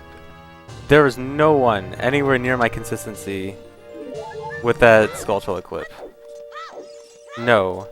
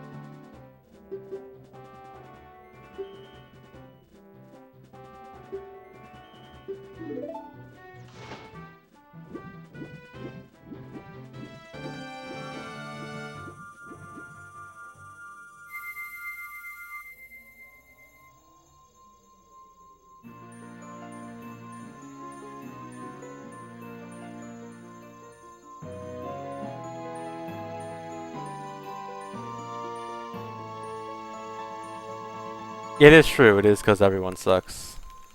But still, there's hardly any reason to use the Skulltula strat anymore. The bomb strat is... It's like you're sacrificing a very small amount of time for a very large increase in both consistency and difficulty. Or, like, decrease in difficulty. So, like... Okay, maybe you can get it pretty consistent, but you're gonna put so much time into it. Why don't you put that time into something? I have 4 bombs. What do I do? Is that enough? I think it's enough. Okay, yeah, I'm fine. But oh my god, I don't think I've ever been here with 4 bombs. That's so bad. Right, I completely forgot that I didn't get any bombs at Lake Hylia.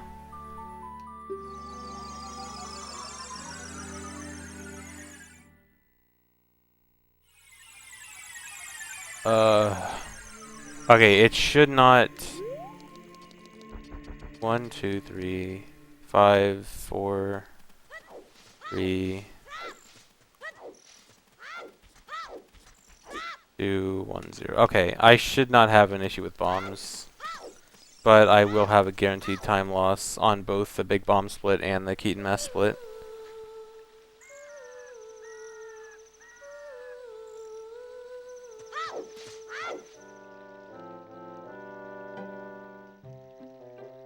Yeah, but boomerang on that skull is so incredibly slow.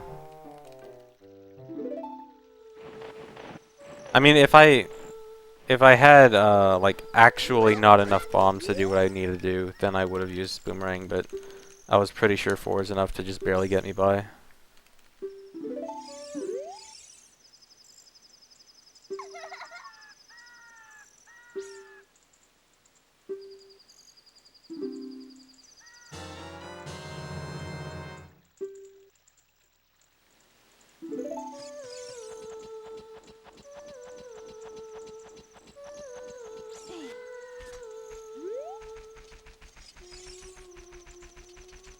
Is my stream that far behind? Are you guys just now getting to where I was counting?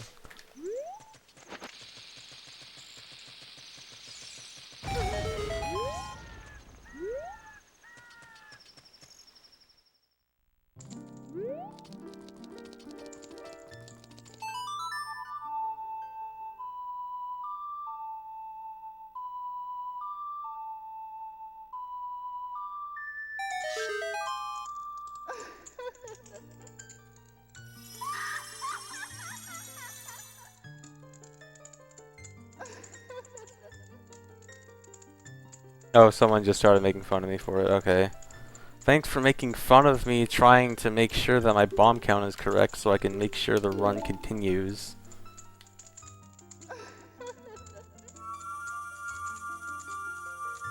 Last 100% record holder that wasn't me was SVA.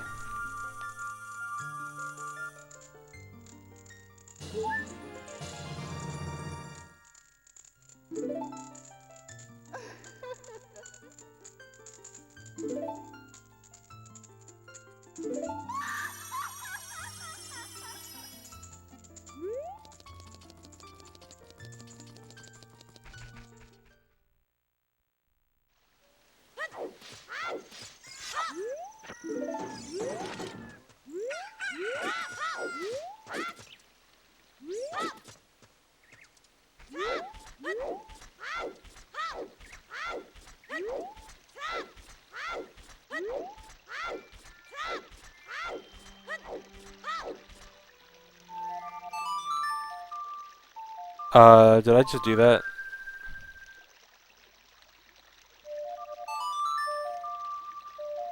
I did not mean to play Sunsong there. That was very bad. Thankfully, I got in the hole before it turned night. I hope that I can still... Oh crap. Oh my god. Okay, this split's gonna be really bad.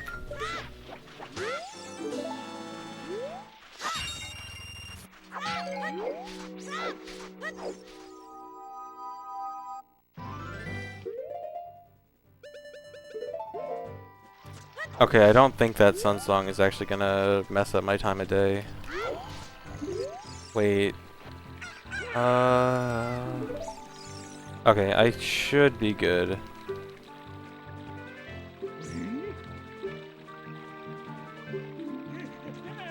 Did I really play Sunsong there at AGDQ? Oh my god.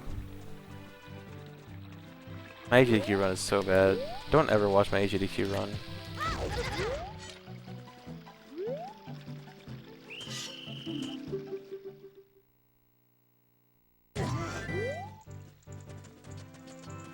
Dampe was second try.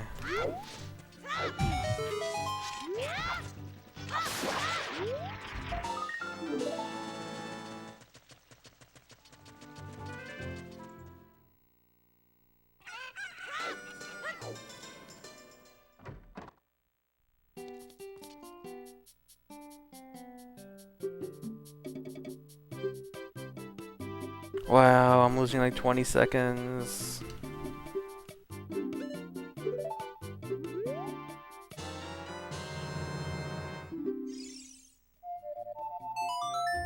So bad. ATB.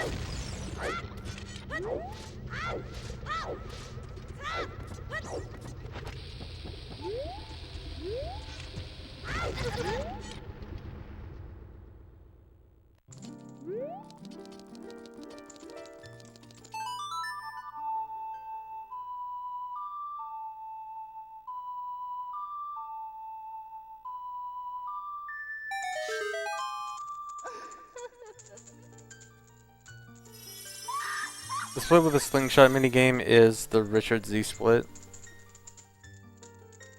Near the end of Child 2.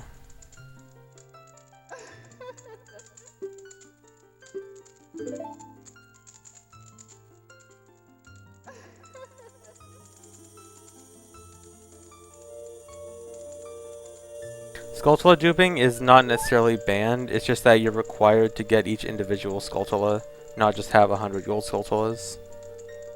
So if you want to dupe for extra gold Skulltulas, like to get a reward early or something, that is allowed if you want to. But you're just going to have to get each individual one as well.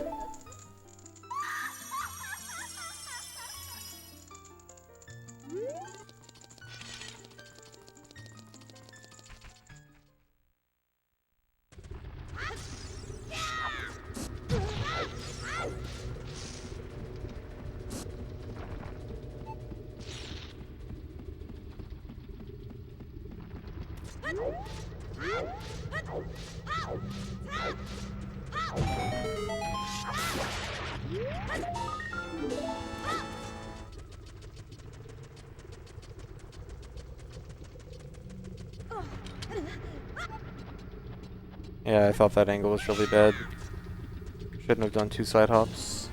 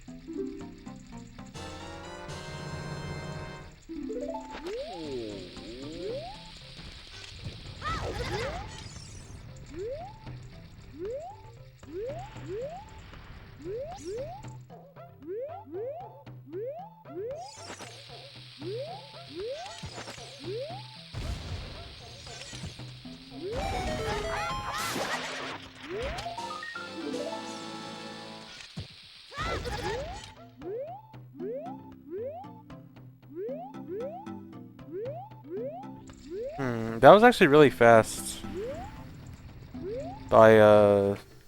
Since I already blew that rock up, I was able to get back there faster than usual. I wonder if I should consistently blow that up. Since I have bombs to throw away.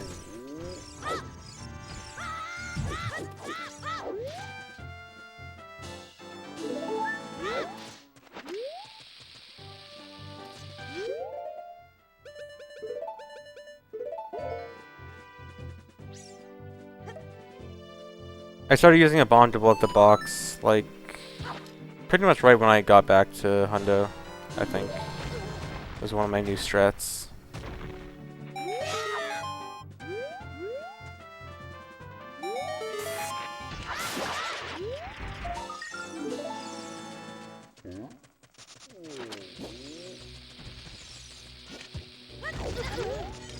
I just realized, it's not an actual issue with the route, but the super slide to the Ocarina cutscene is going to be dumb because I'm going to get Stealth Children.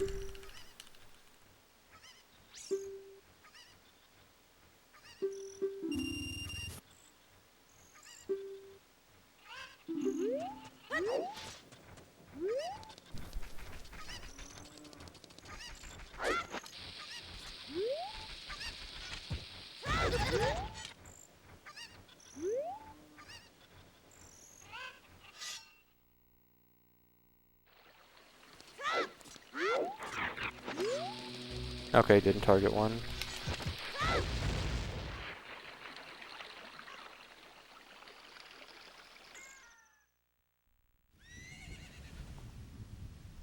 Oh man, it's Mewtwo King.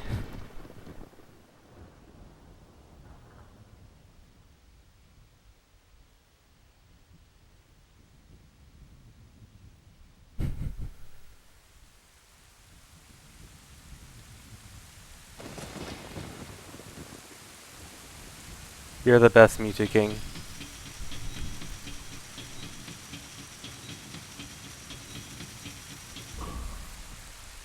I am a fanboy. Get out of here, you Mewtwo King hater.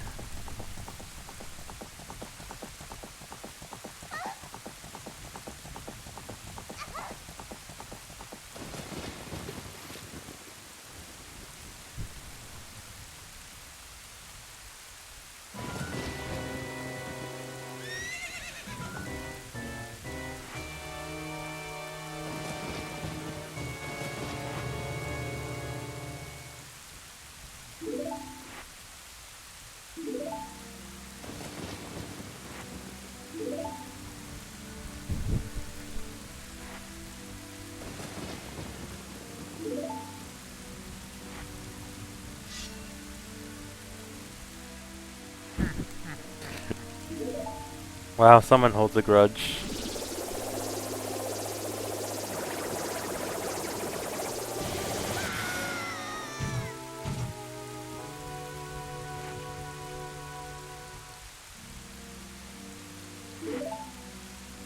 Any major time saves left? The only real big time save left is in Shadow Temple. For the boss key skip, I can save 45 seconds. There's a handful of minor ones here and there, though.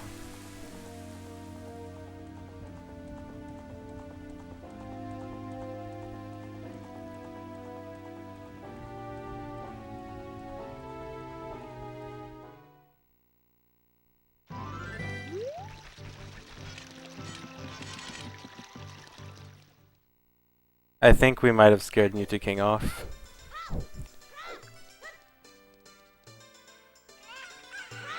Yeah, this definitely has a chance of being a new record if I keep playing well. Well, keep playing well assumes that I am playing well right now. Which I'm playing very meh right now.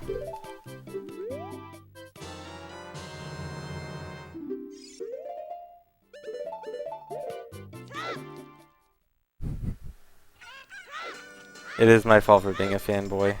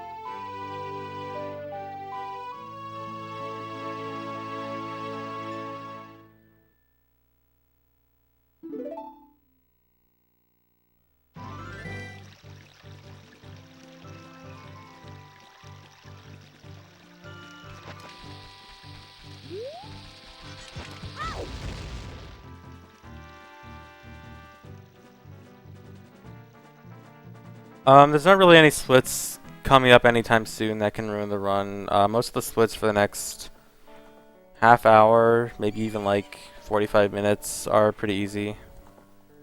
Once I get to Spirit Temple, that's where things start getting... I mean, Spirit Temple isn't necessarily hard, but there are a few things that could go wrong. Same with Shadow, but Shadow is also where my big time save is. So I don't really consider the rest of the run that hard, but there's still a chance I can fail stuff.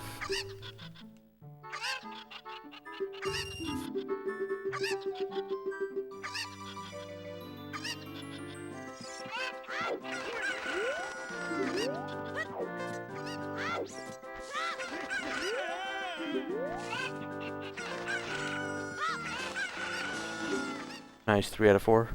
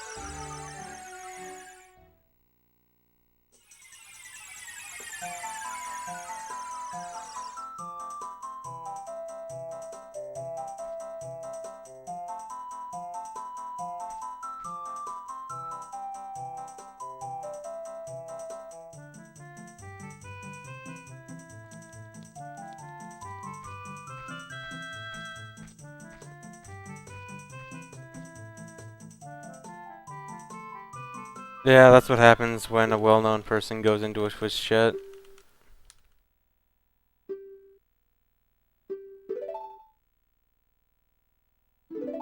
I know this pace isn't good enough.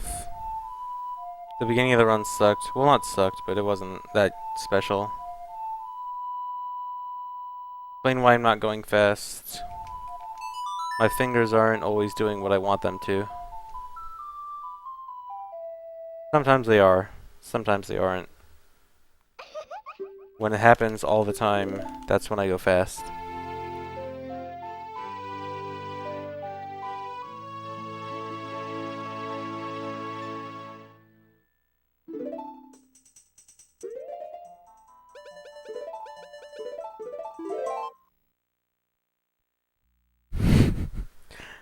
I mean, you guys were already all saying like, well, M2K, so I mean, whether I did or did not do something, it wouldn't matter.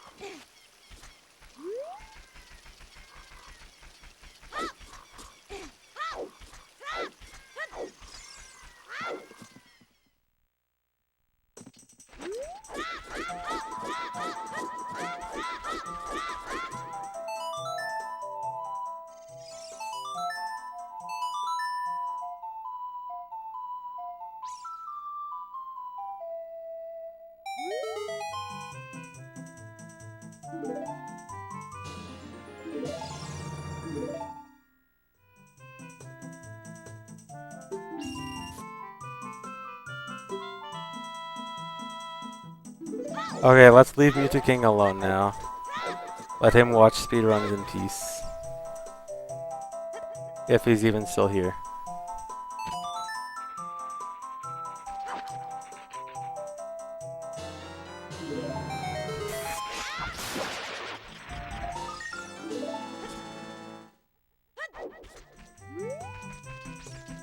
Not really, Triton. Like, I just see it as a number. I can't really visualize that many people. Oops.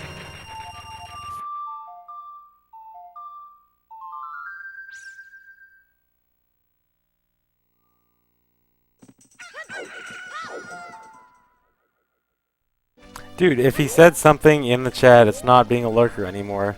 Once you say even a single line, you have forfeited your lurker status. Unless it's been like half an hour.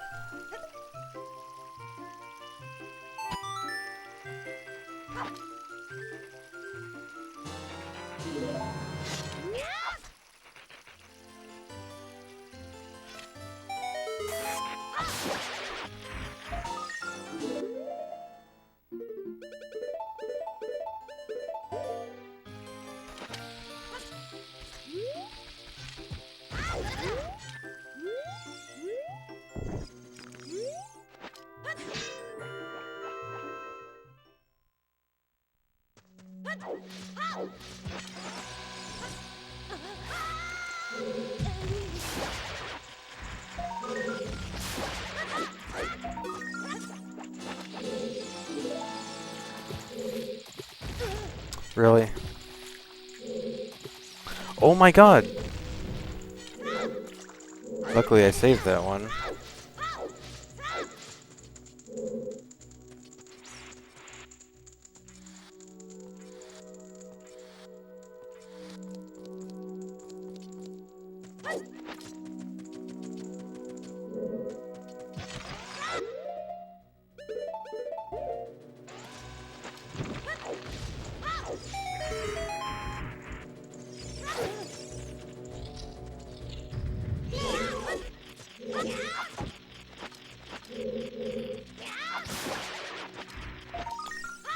Floppy Deku tree.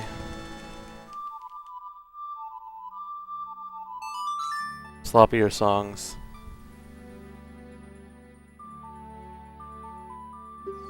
Yeah, I hate video games. Video games suck. Why do speedruns always use the Japanese version? It's not always, but most of the time, Japanese version saves time either from faster text or exclusive glitches. In the case of this game, it's faster text only. All the glitches work exactly the same in the English version. But that's not always the case. Sometimes the English version is better for some games. Sometimes it's even other languages. But Japanese is the most common, fastest version.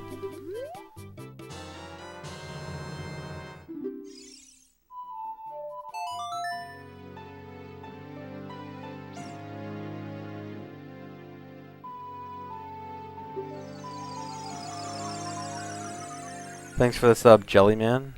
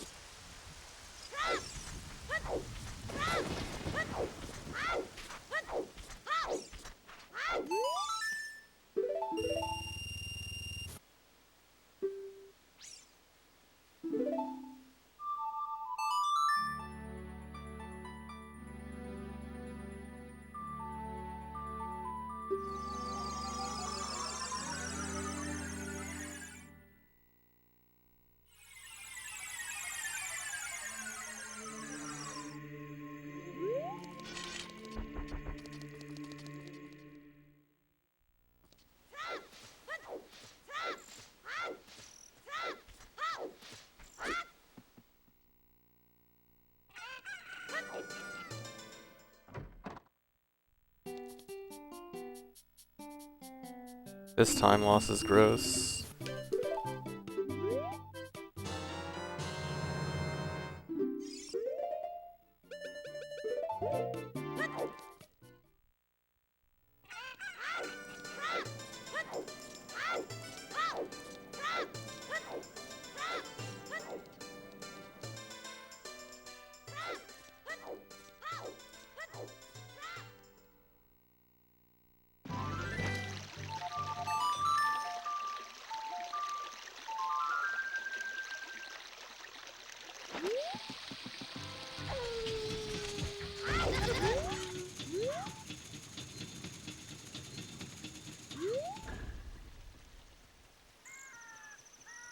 It's just the language being more concise. The scroll speed is exactly the same.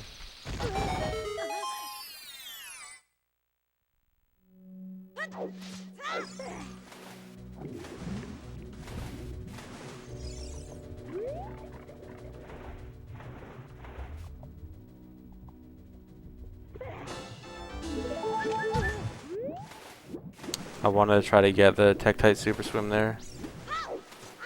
Tektite Super Swim is the sickest trick in the run, but I rarely ever get it.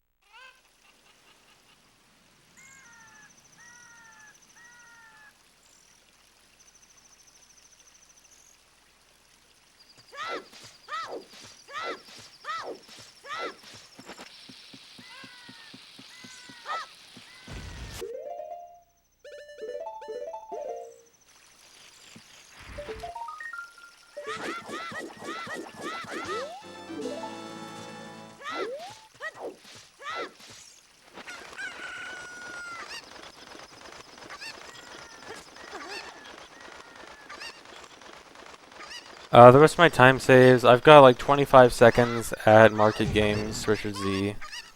45 seconds at Shadow Bosky Skip. I think like roughly 15 or so at Spirit. That's basically it for anything. Oh, and 18 seconds at Ganon.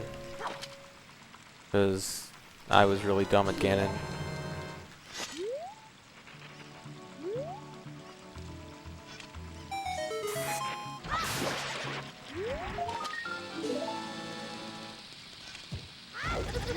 But I still got a pretty decent chance to PB. I still have a decent amount of time saves left.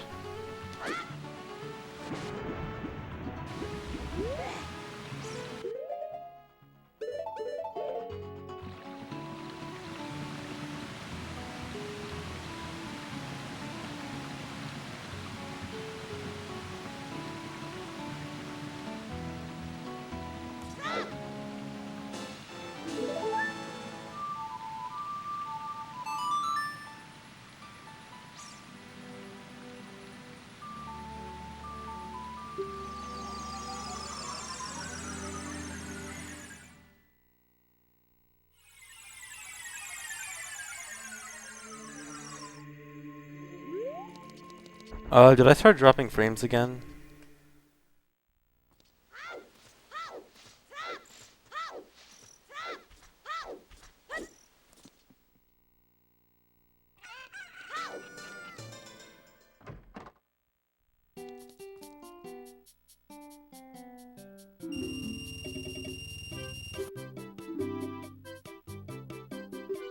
No? Okay, never mind.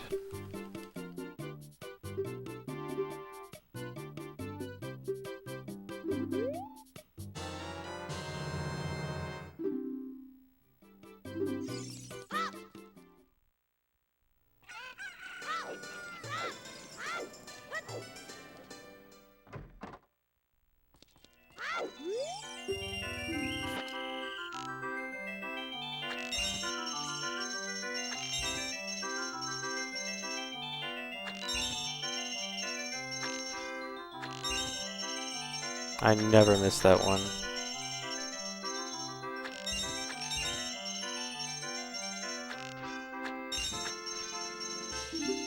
God damn it. Okay, no time save on this split. Exact same thing happened in PB, by the way.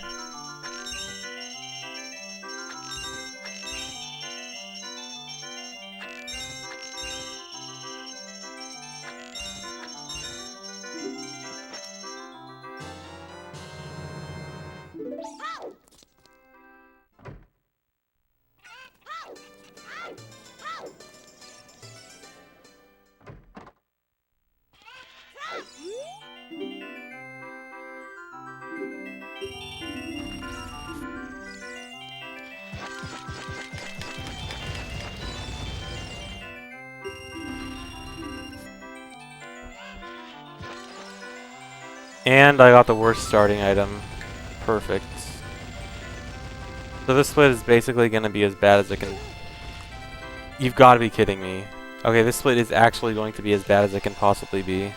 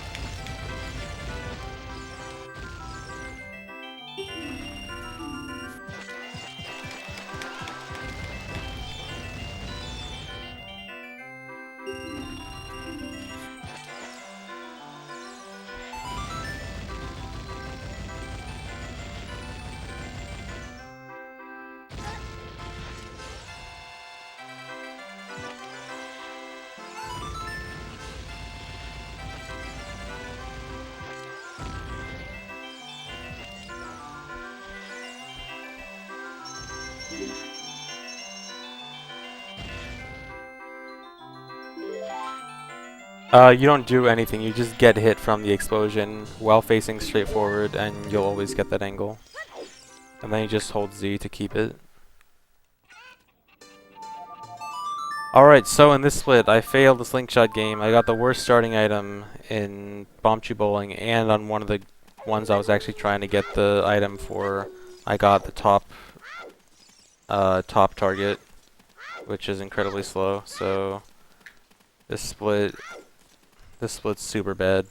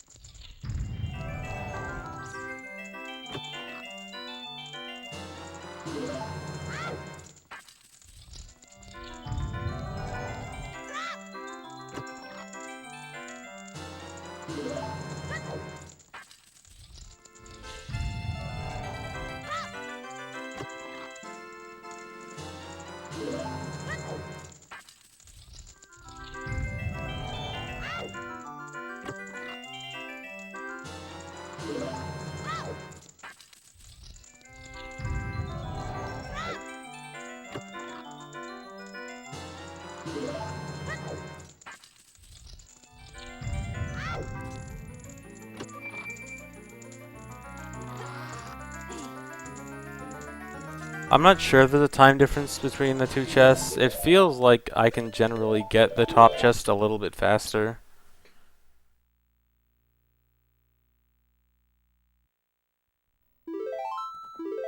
Just like the motion I can do on the control stick feels easier, and because of that, it feels like I can do it faster on average.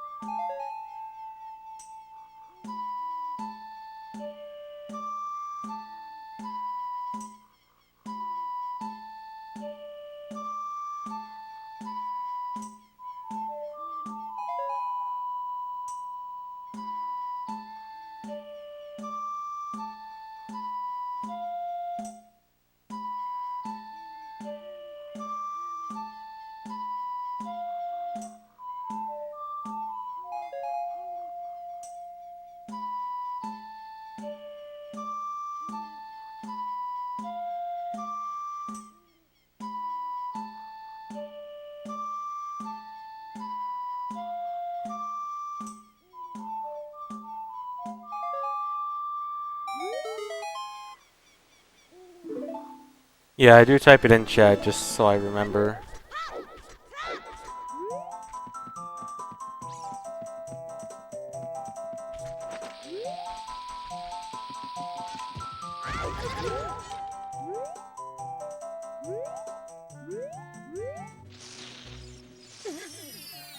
Or more like so I don't have to remember.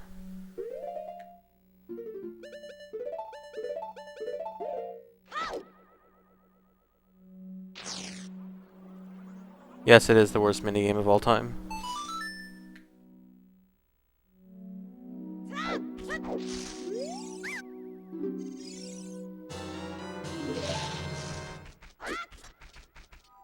Nice.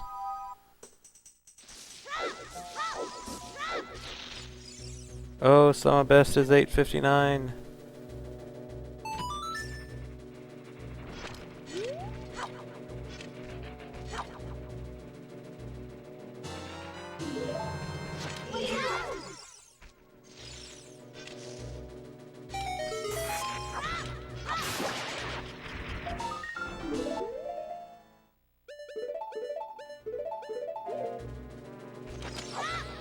Did not mean to do that.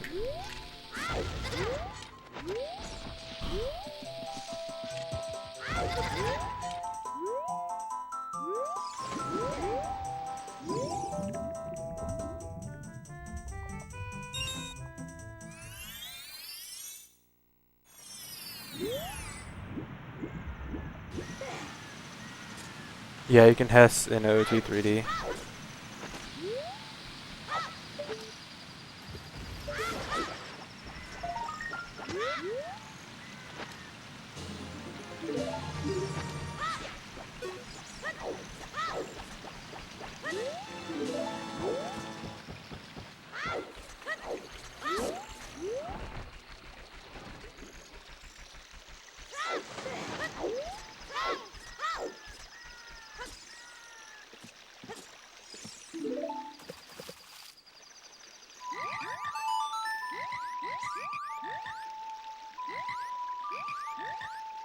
In 10 years will sub 4 be possible? I wouldn't be surprised. I wouldn't say for sure, but I definitely would not be surprised.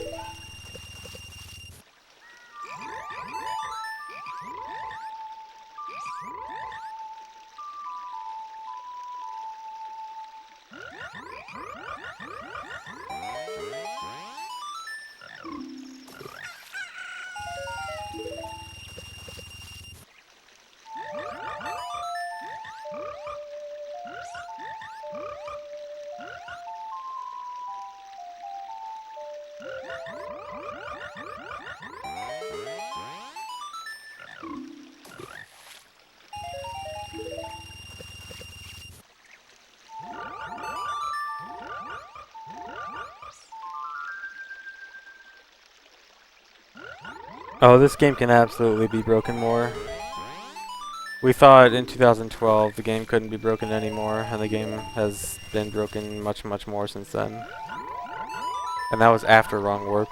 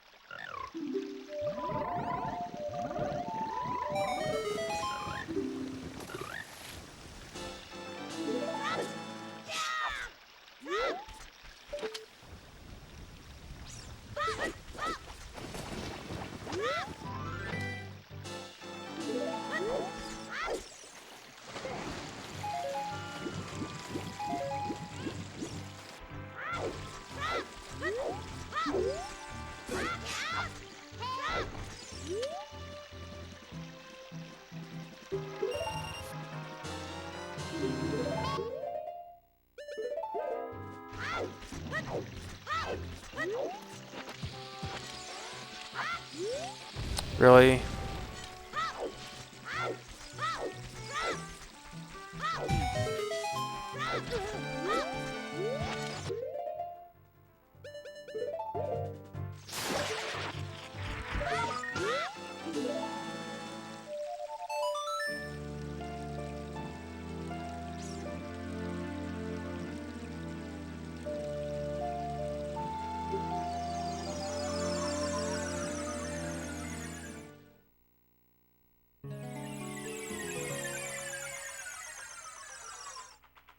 This run is not good.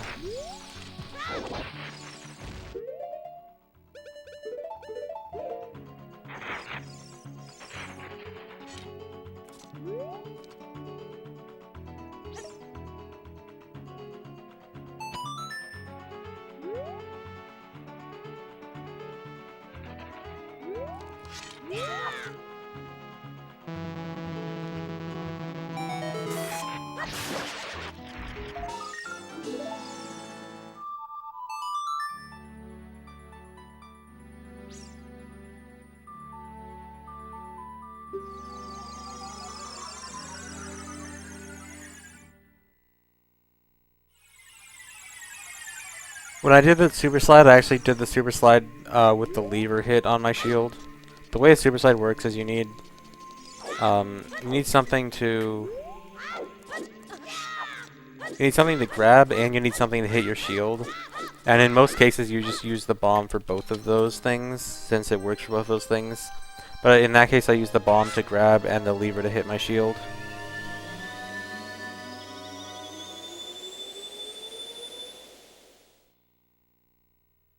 Oh, is the PP video desynced? Yeah, it looks like it's a little bit desynced. Maybe. I don't know.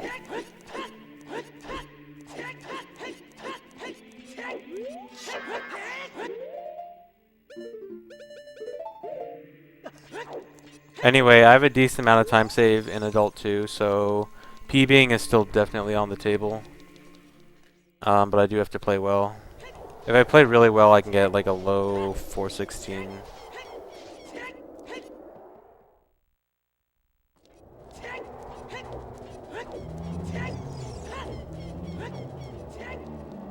Maybe more like a mid 416.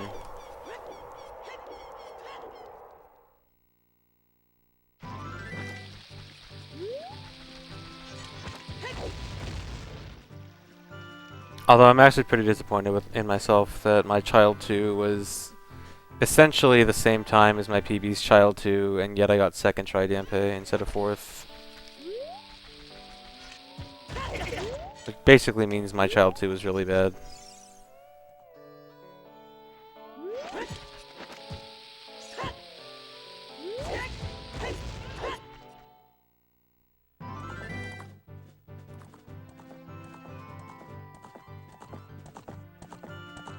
Yeah, this is the run that's roughly 3 seconds off, so I might be ahead, but I mean, 3 seconds is nothing.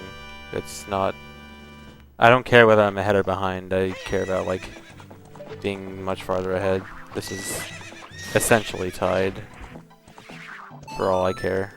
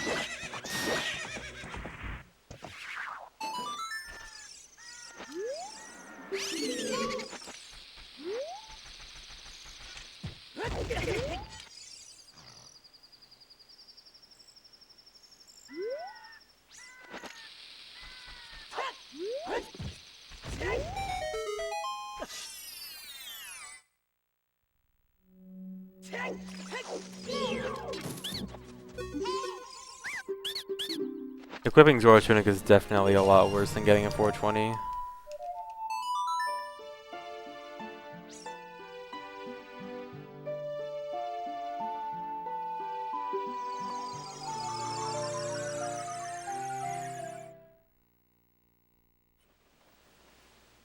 Dampe was second try.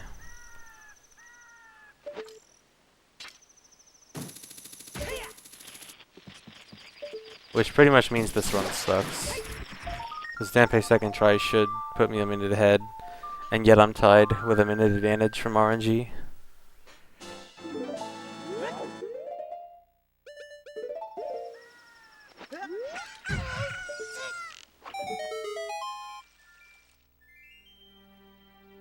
Yeah, I have roughly a minute of decent time saves in Adult 2, so still a decent chance to PB.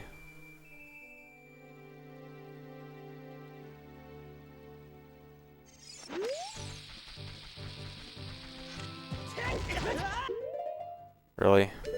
That's actually really bad.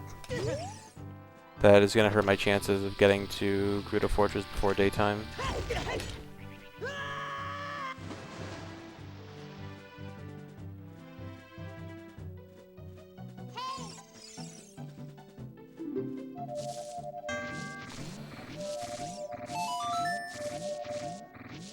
I might want to skip getting bomb drops. Can I? I'm gonna go for one patch only. Maybe two. Oh my god. Okay.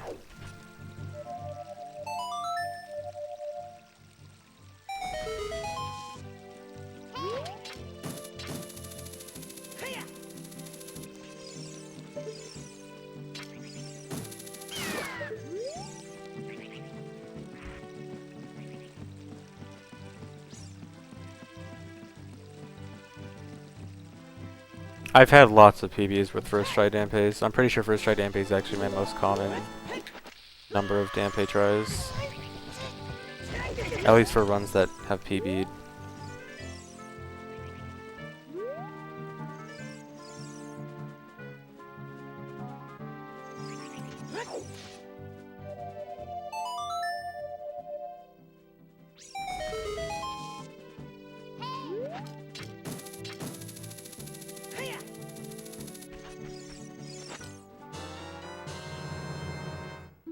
Okay, I think I should still be able to make it, but I can't be sloppy.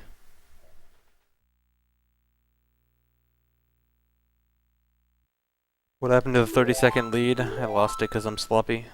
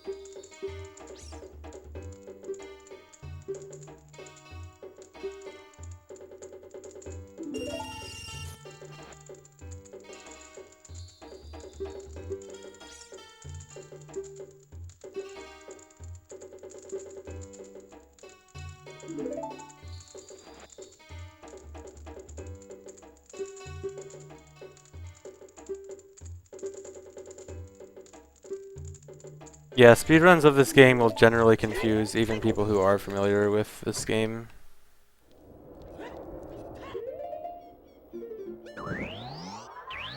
Speedrunning this game is very, very different from how it normally goes.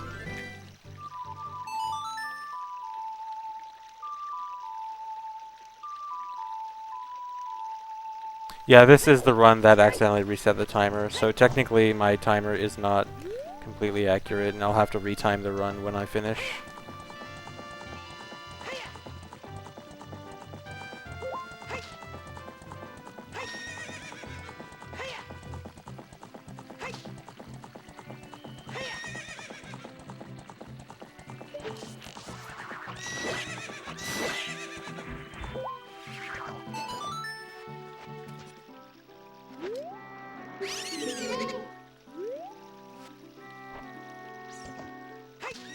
The purpose of the seemingly random hammer swing there is in like a minute, I'm gonna go break a rock.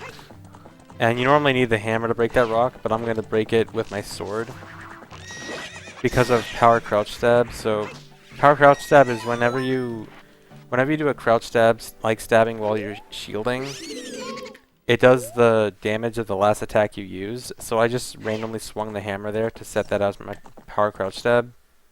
And then when I hit the hammer with my sword, it's gonna break the rock, even though it's with my sword and not the hammer.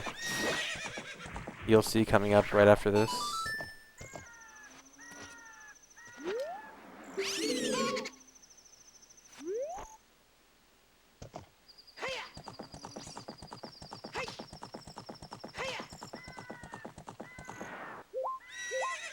Watch as my sword breaks a rock.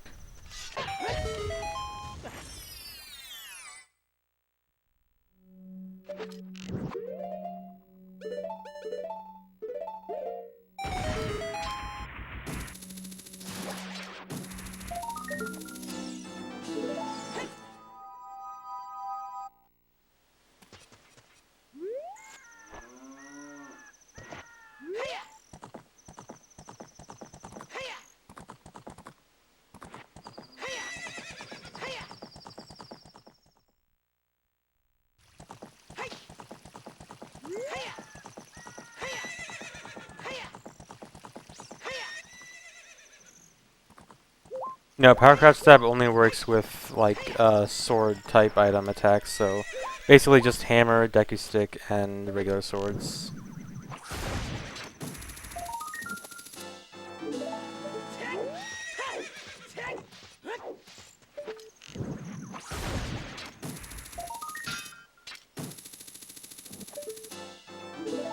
I think that one miss with the hookshot might have cost me.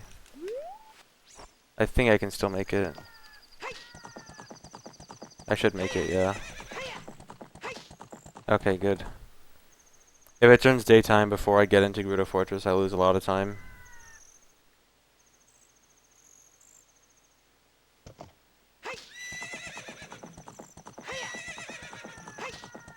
If you don't do anything before power crouch stabbing, your power is set to 1, which is the default Kukiri sword damage.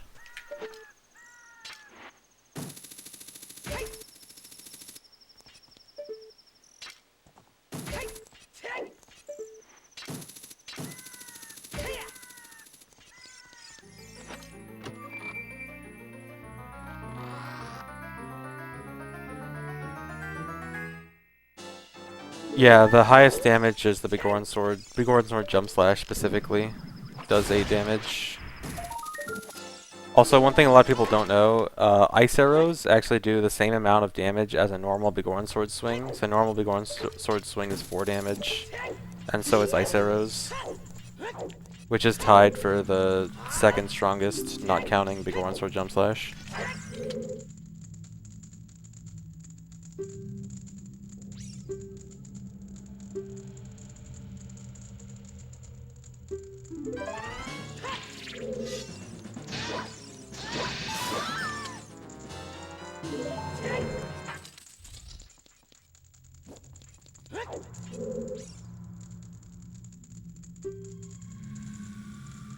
What enemy has the most HP? I mean, if we count bosses, then I guess Ganondorf, because he has 40? Wait, is it? I always forget if he has 36 or 40.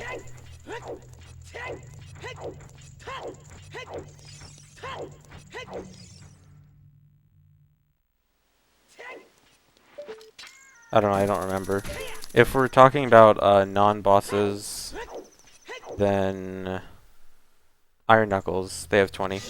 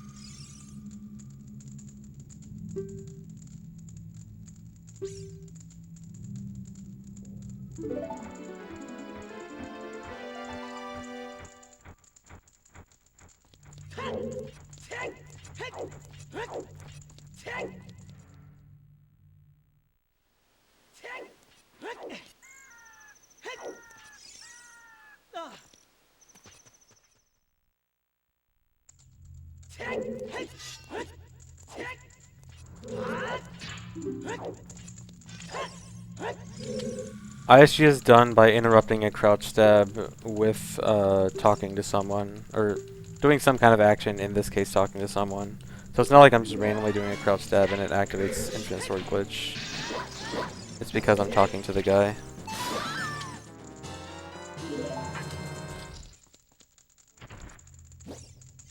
Come on. If you kill the guards fast, the guys inside the cage they don't talk to you immediately. They won't start talking until a few seconds after.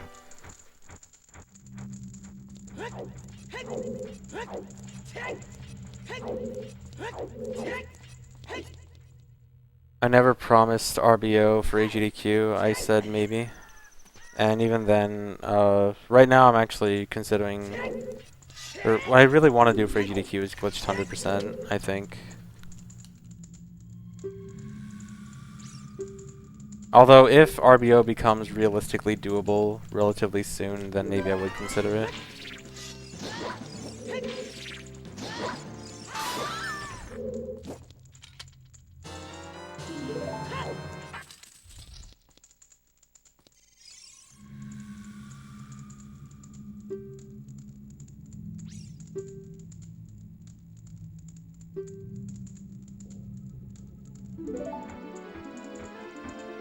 Do I have my melee tech down? Absolutely not.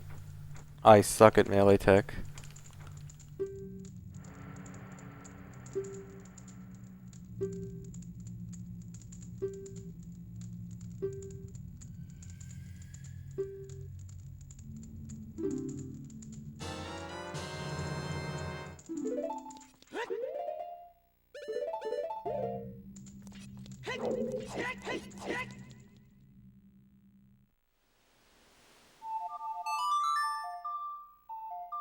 I play Marth, but I don't really play. I don't like practice or anything, and I rarely ever play. I'm more just a stream monster.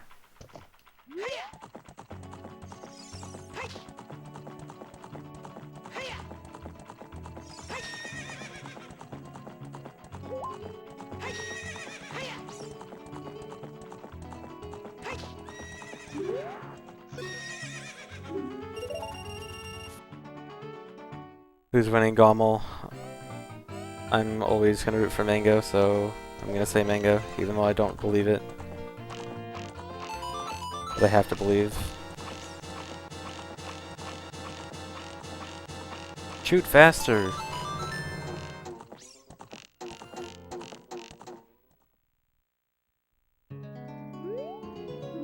I am not interested in rare N64 colors. I'm perfectly fine with my 17-year-old N64. Some kind of old N64.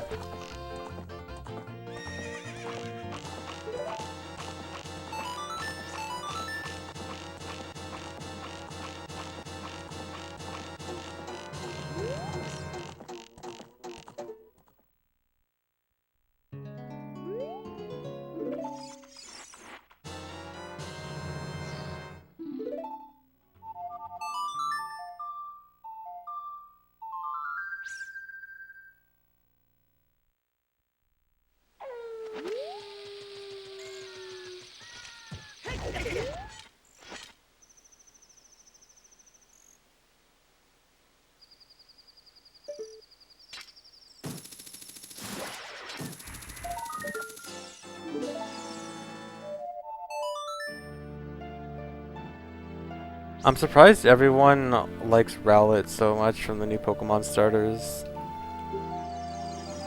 I think that everyone would think that Poplio is the best. At least it's the one I think at least looks decent. Not really a fan of any of them.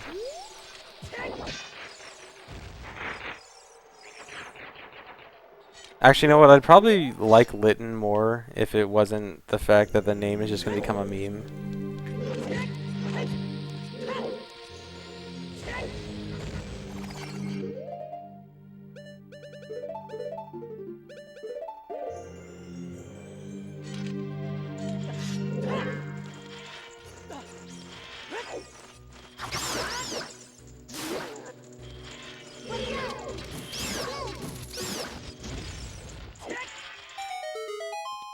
That bomb drop is really good.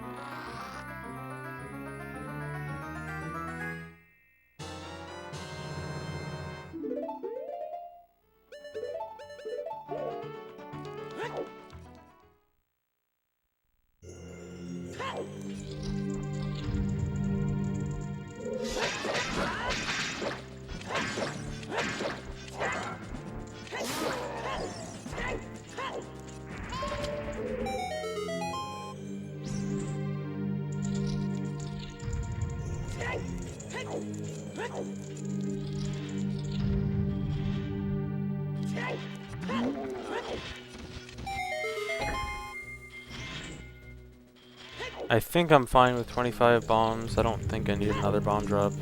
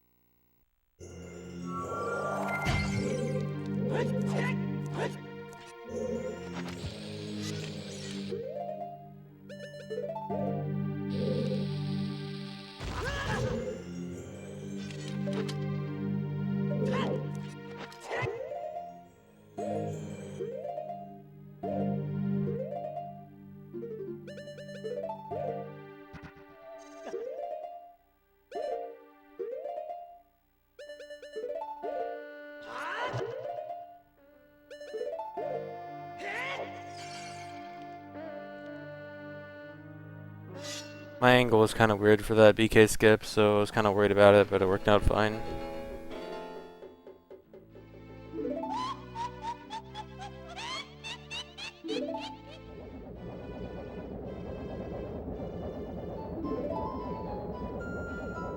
No, the PB video is exactly as inaccurate as the timer.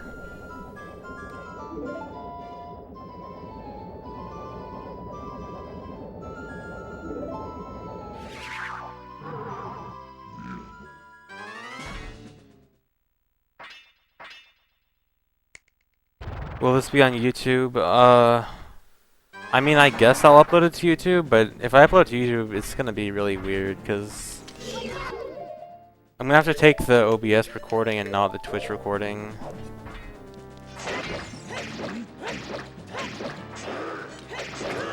Oh no, that is not what I wanted. That's kind of bad.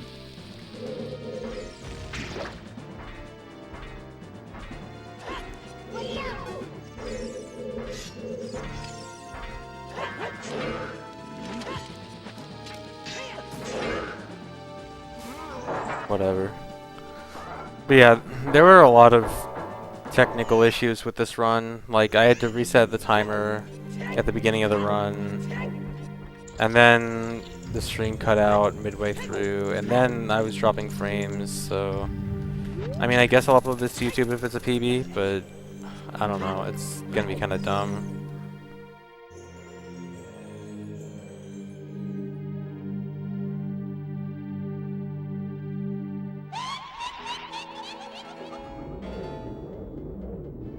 Yes, the timer is technically a little bit inaccurate because I had to reset the timer early on. It's, according to people that check the VOD, it seems like it's about 3 seconds off. I will have to retime the run afterwards to make sure I know the exact time. Oh, I'll improve this run for sure. This run is awful. This run is garbage. There's no way I'm satisfied with this run.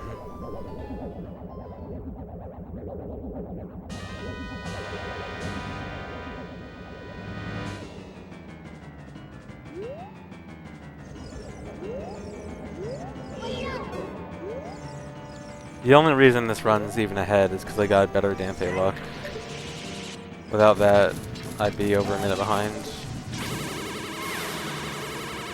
Not over a minute behind, but about a minute behind. Double. 2 quick ones.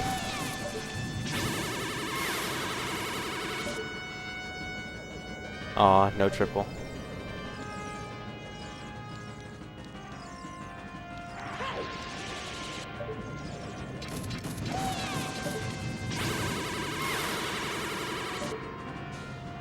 Ooh, a double-double.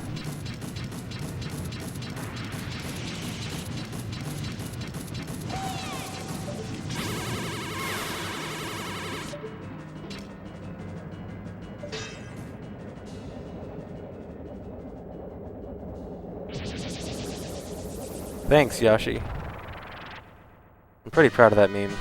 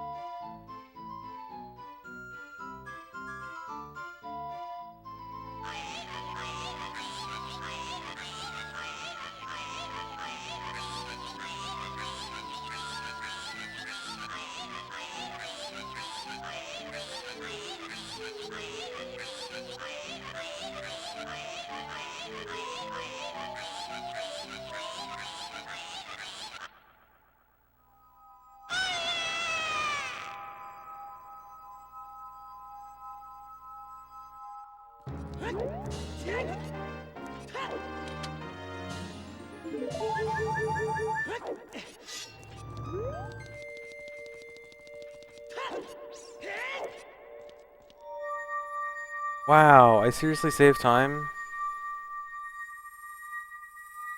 If I didn't mess up the Iron Knuckle fight, I probably would have gotten a best. Well, maybe not a best, but I probably would have saved all the possible time.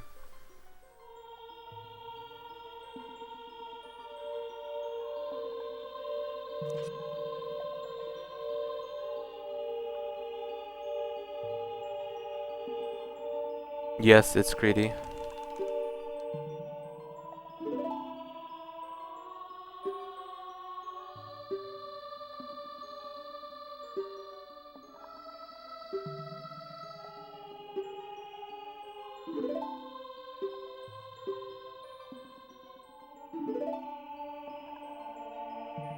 Even though I've heard Twitch chat say it says my anus so many times, I still cannot hear it.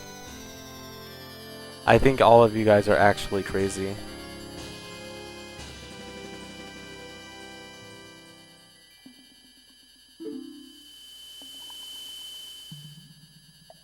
It's just not faster to skip this cutscene 100%. All the possible ways you can do the cutscene skip are just too slow.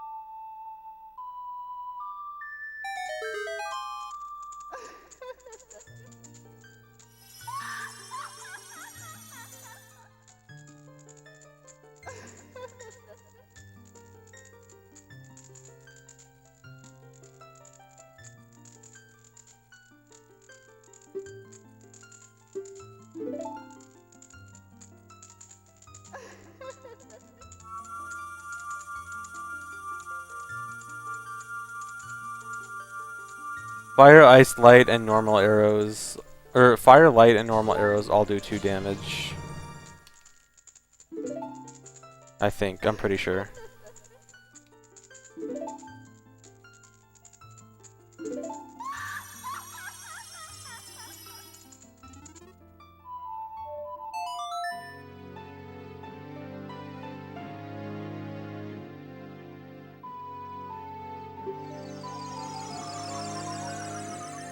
Yeah, ice arrows do more. Ice arrows do 4.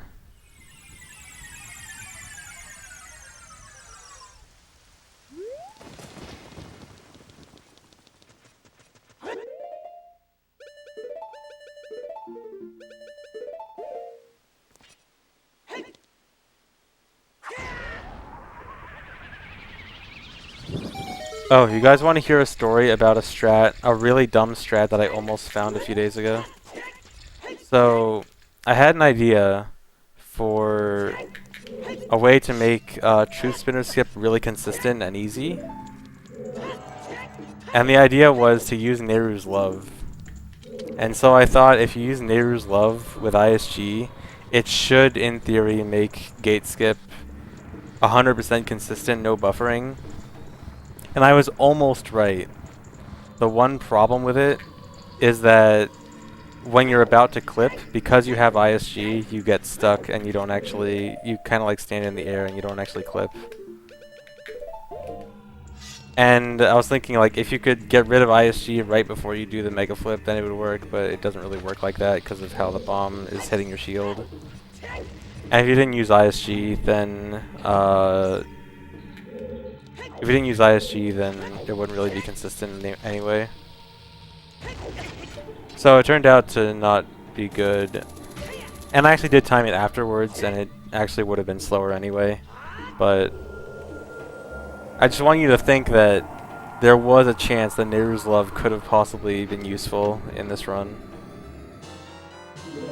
Also, I also timed regular Gate Skip just to compare to it, and turns out Gate Skip only saves 3 seconds if you don't buffer it. And that is not worth it at all, so just to confirm that I'm never doing Gate Skip in 100%. Or true spinner skip, I guess. But 3 seconds for doing that trick unbuffered. Certainly not worth it.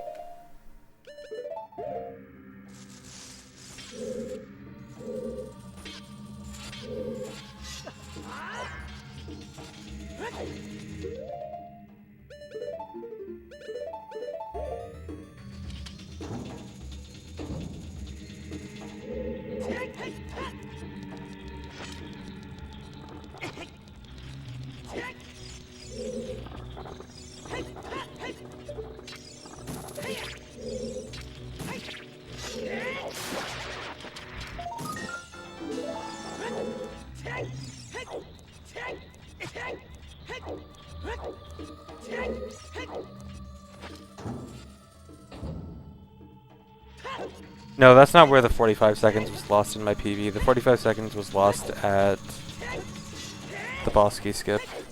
But yeah, that was good. That was not good though.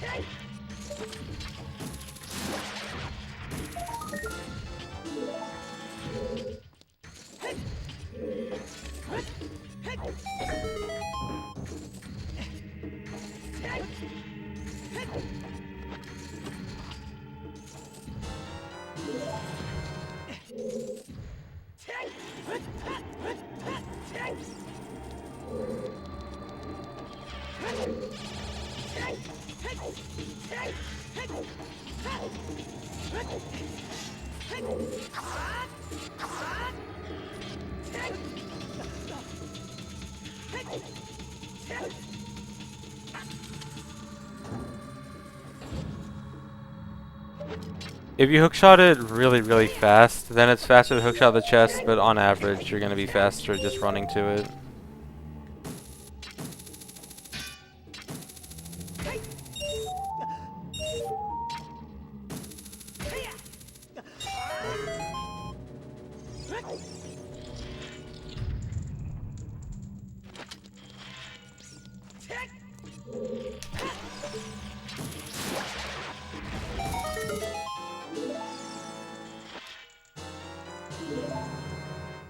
Man, that would have been a pretty good split if I didn't fall.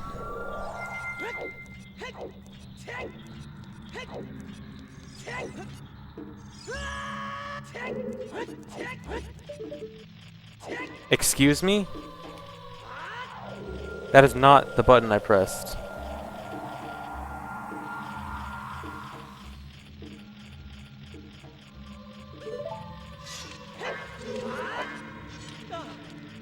Oh my god, I'm so mad.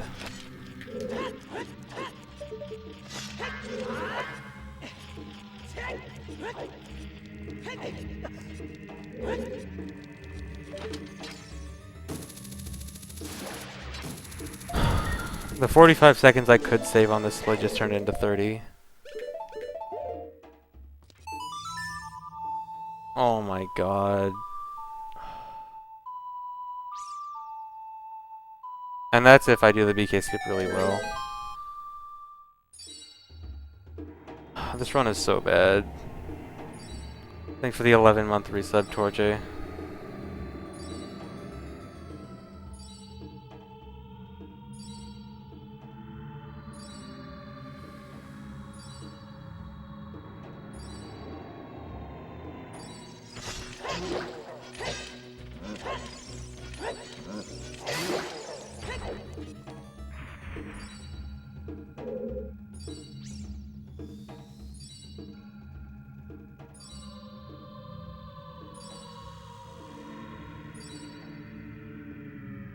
I really hope that if I do PB, I PB with a 416. I really don't want to get a low 417. That'd be so dumb.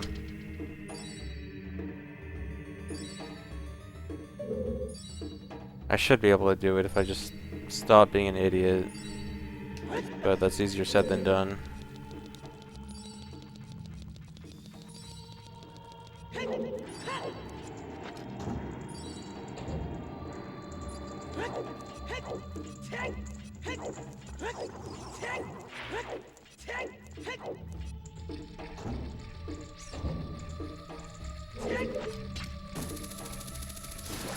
Nice. That's good. Got the YOLO shot. I've gone back and forth on whether or not I want to Hess there. It's like... there's a lot of lag, so it can kind of throw off the timing for the Hess, and it also saves hardly any time.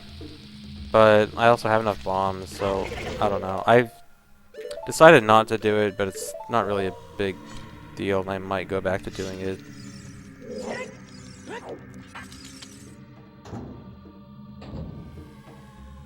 Alright, so I really need to get this first try in order to PB.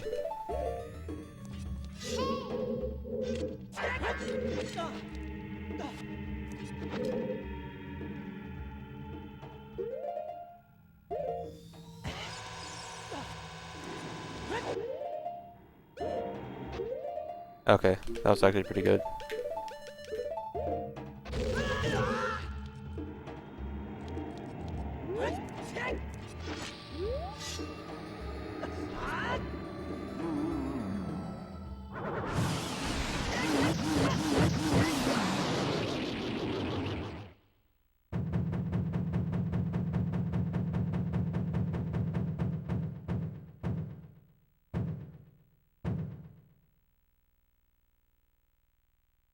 Not over yet, though.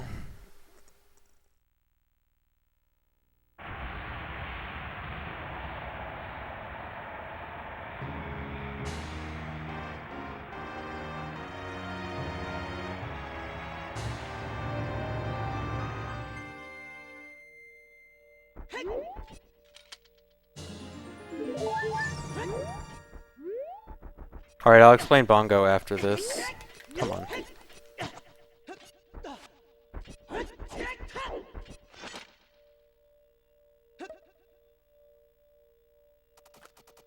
I guess you can consider that zero cycle.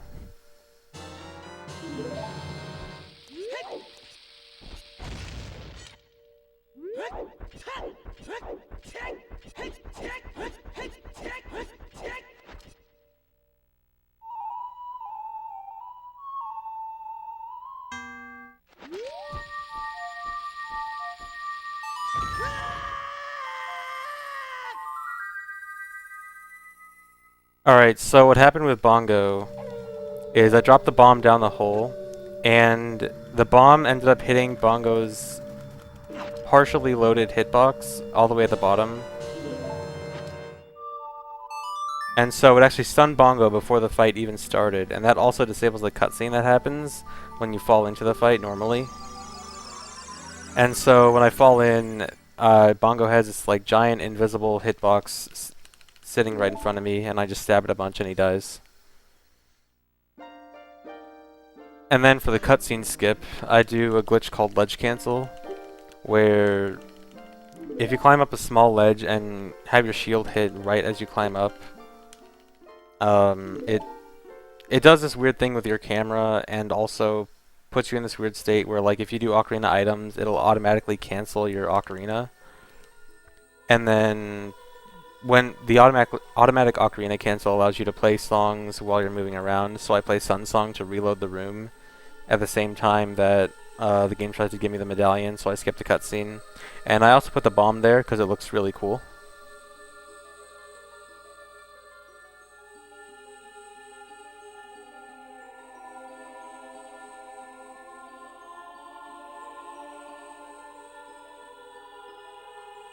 No, all these glitches work on all versions with two exceptions. The trick I used to kill Bongo really quickly only works on versions 1.0 and 1.1. And I also do a glitch earlier in the run to get the eyeball frog early, which also only works on 1.0 and 1.1. Outside of those two glitches, every other glitch I do in this run will work on whatever version of the game you have. And you might even have version 1.0 or 1.1. So nothing is Japanese exclusive. The only reason the Japanese version is used is because the text is much faster. Other than the text, the game is 100% identical.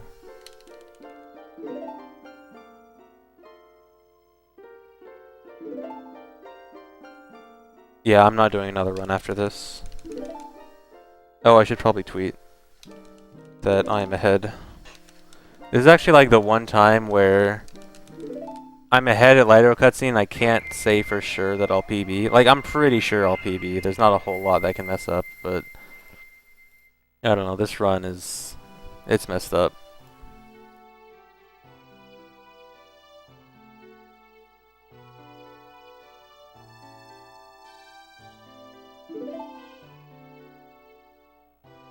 And I do still have another 18 seconds to save a Ganon, so that's a nice buffer.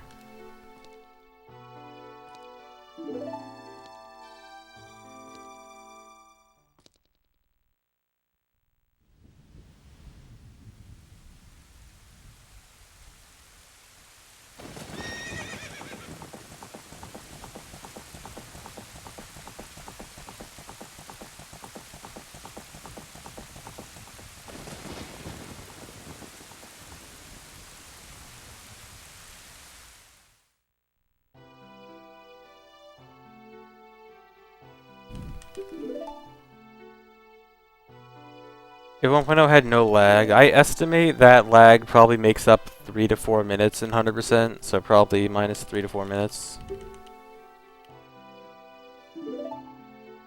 If I fell while trying to clip in the fairy fountain, I'd probably laugh. I really don't care about this run. Like, if I don't PB, I'm not going to be upset, because this run is complete garbage. And I'm going to have to do more work than usual to get this run on YouTube, so it'd save me some work as well.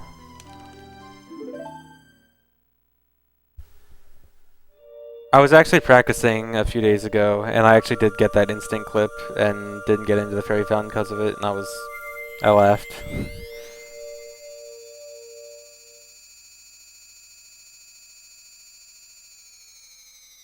Josh saying that's for this segment, not for the run. That's just for the final bottle segment. That's what the blue timer is referring to. This run is garbage because I've made tons of mistakes. The only reason I'm ahead is because I got better luck at Dampe. Otherwise I'd be 30 seconds behind instead of 30 ahead.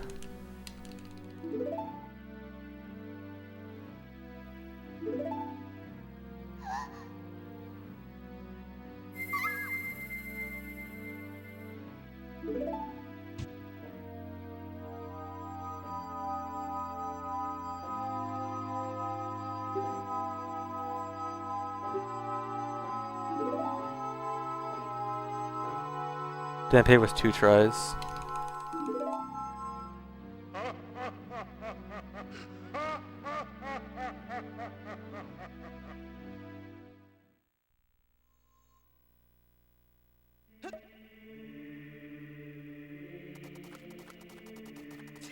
See ya.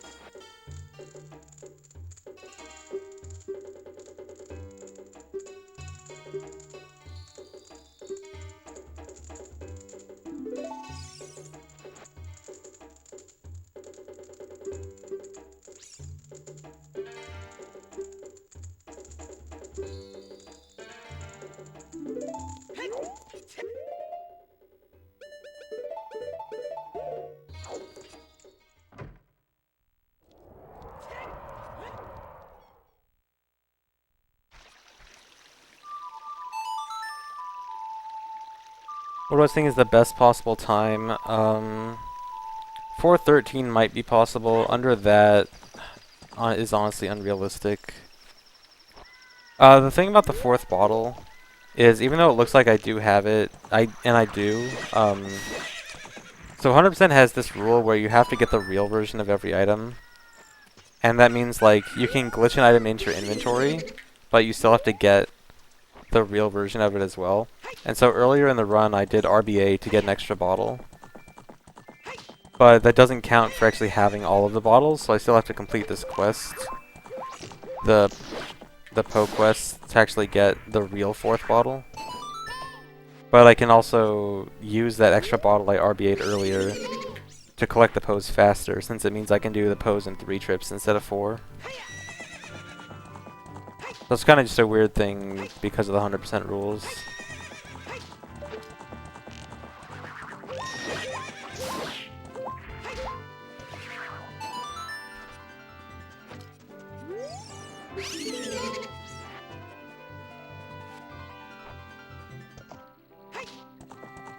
I'm gonna do glitch 100% again whenever I get a run I'm happy with in 100%.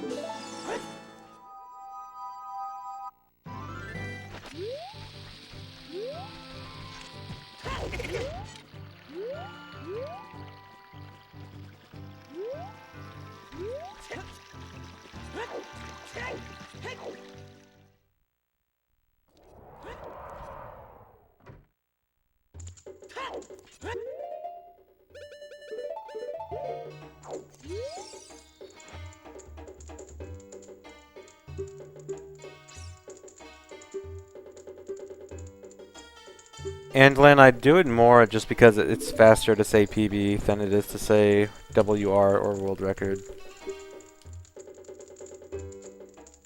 And they're still the same thing.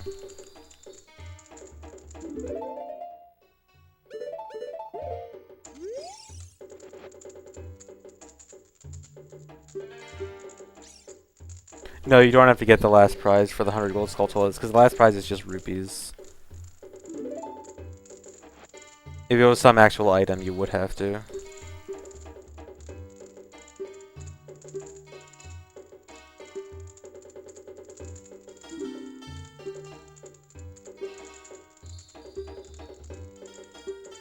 Guess whir. I'm on track for a new whir right now, guys. I saved time, really? Felt like I should have lost time there.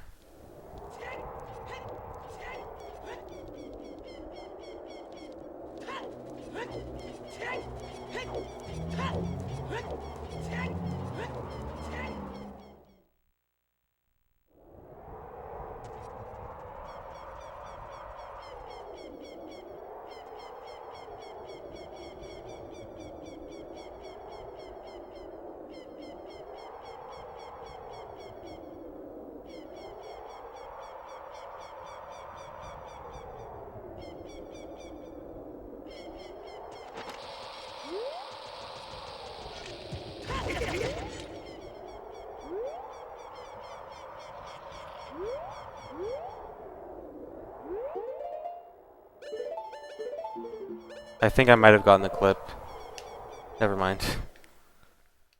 The position Link was in on the moment I paused really looked like the right wall was pushing me out of bounds, and I was worried I got the instant clip.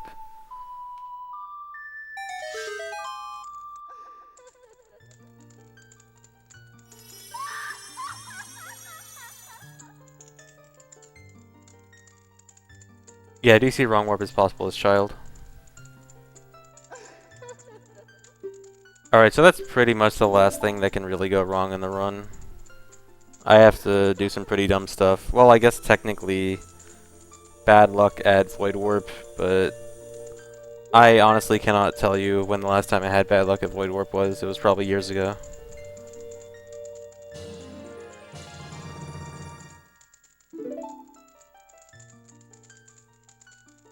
I wonder if I jinxed it now. No, I never jinx my own runs.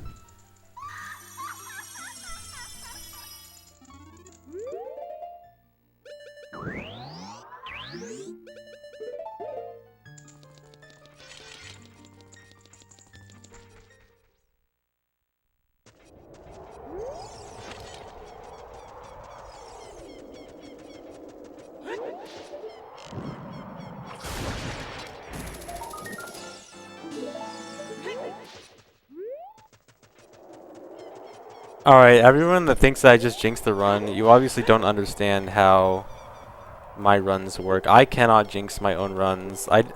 You guys, how many of you people were in here when I had that run where I was in Lido cutscene and I literally said everything I could possibly say to jinx the run, and then I had no mistakes for the rest of the run? I can't jinx my own runs, dude. Just watch.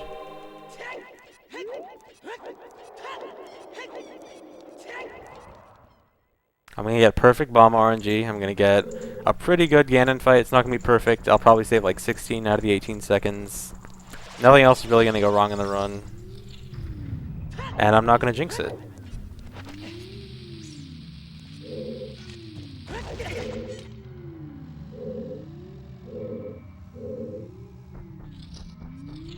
I even tweet out my own speedruns.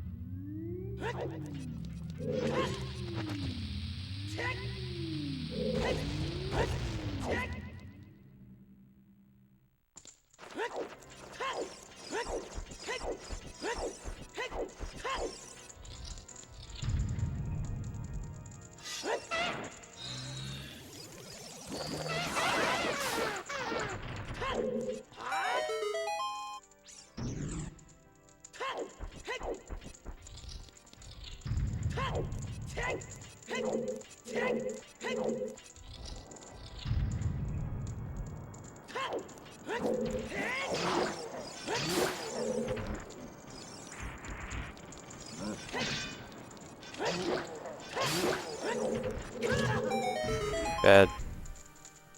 Alright, I jinxed myself. Because that was bad.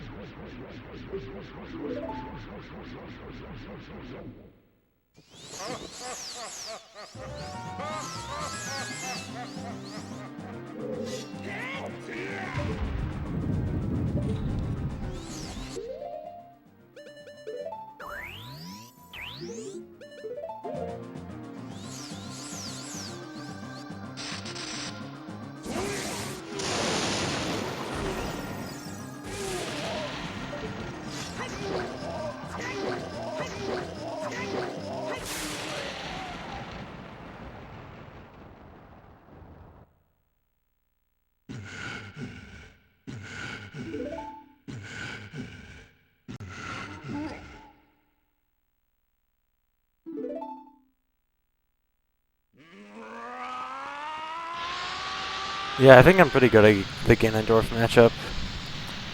It's like literally a 10-0 matchup when you know what you're doing.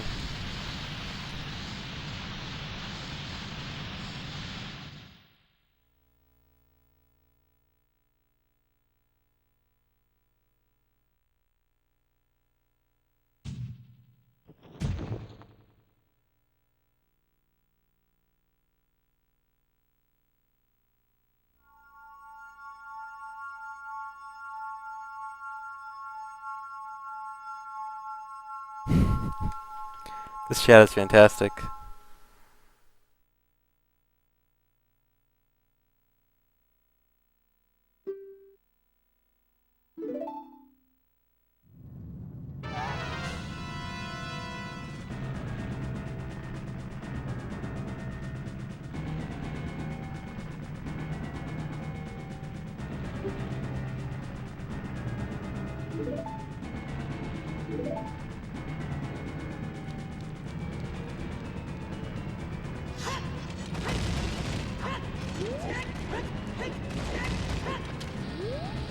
Really?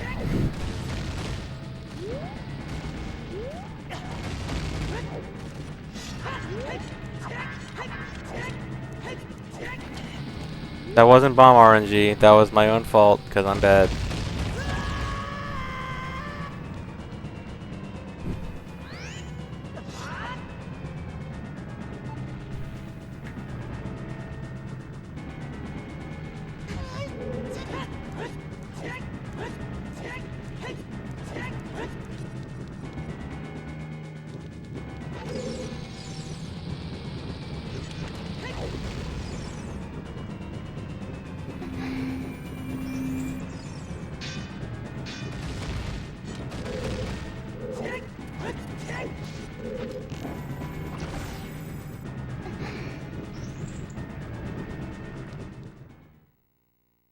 Man.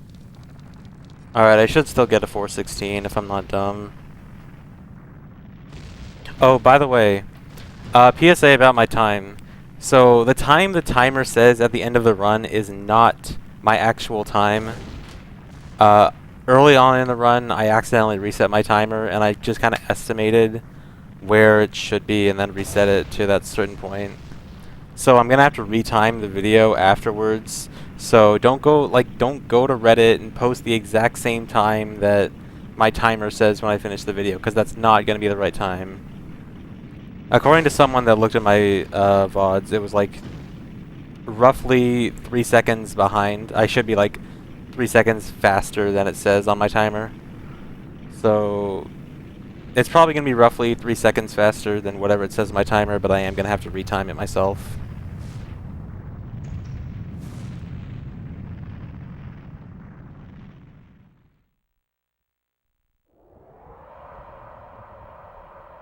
So again, the time that my timer says when I finish the run is not my final time.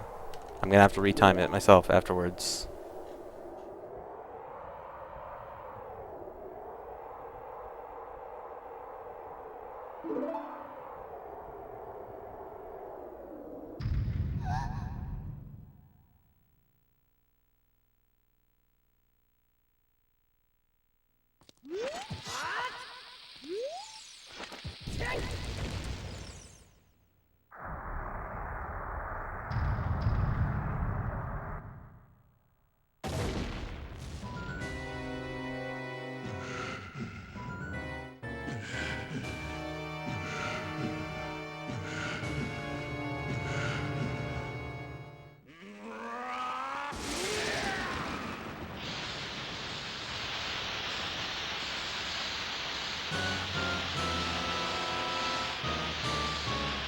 The reason I super slide into the cutscene is because if you super slide into the cutscene and keep your shield up the entire cutscene, you don't lose the Master Sword. Like when Ganon tries to knock the Master Sword out of my hand right here, I don't actually lose it.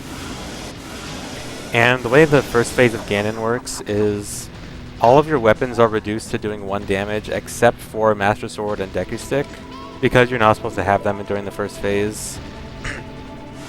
But by keeping the Master Sword, you can actually do the normal power of the Master Sword, and you can knock him down in 3 hits instead of 10.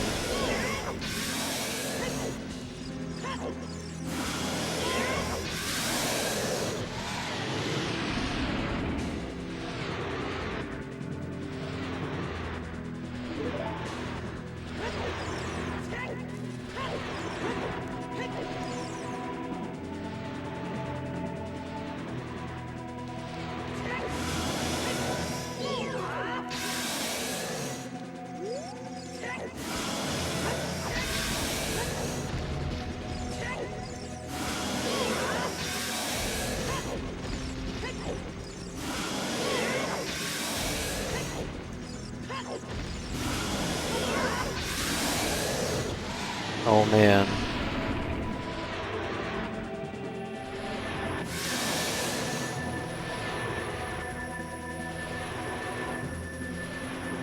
PB's Ganon sucked. Watch PB suck at Ganon. Well, almost former PB.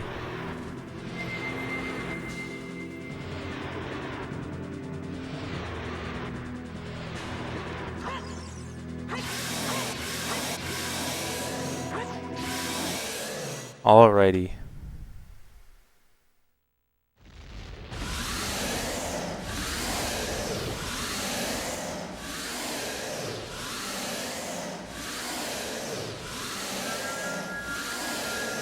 Once again, that is not exactly my final time. My final time is probably a few seconds off because of a timer mishap at the beginning of the run.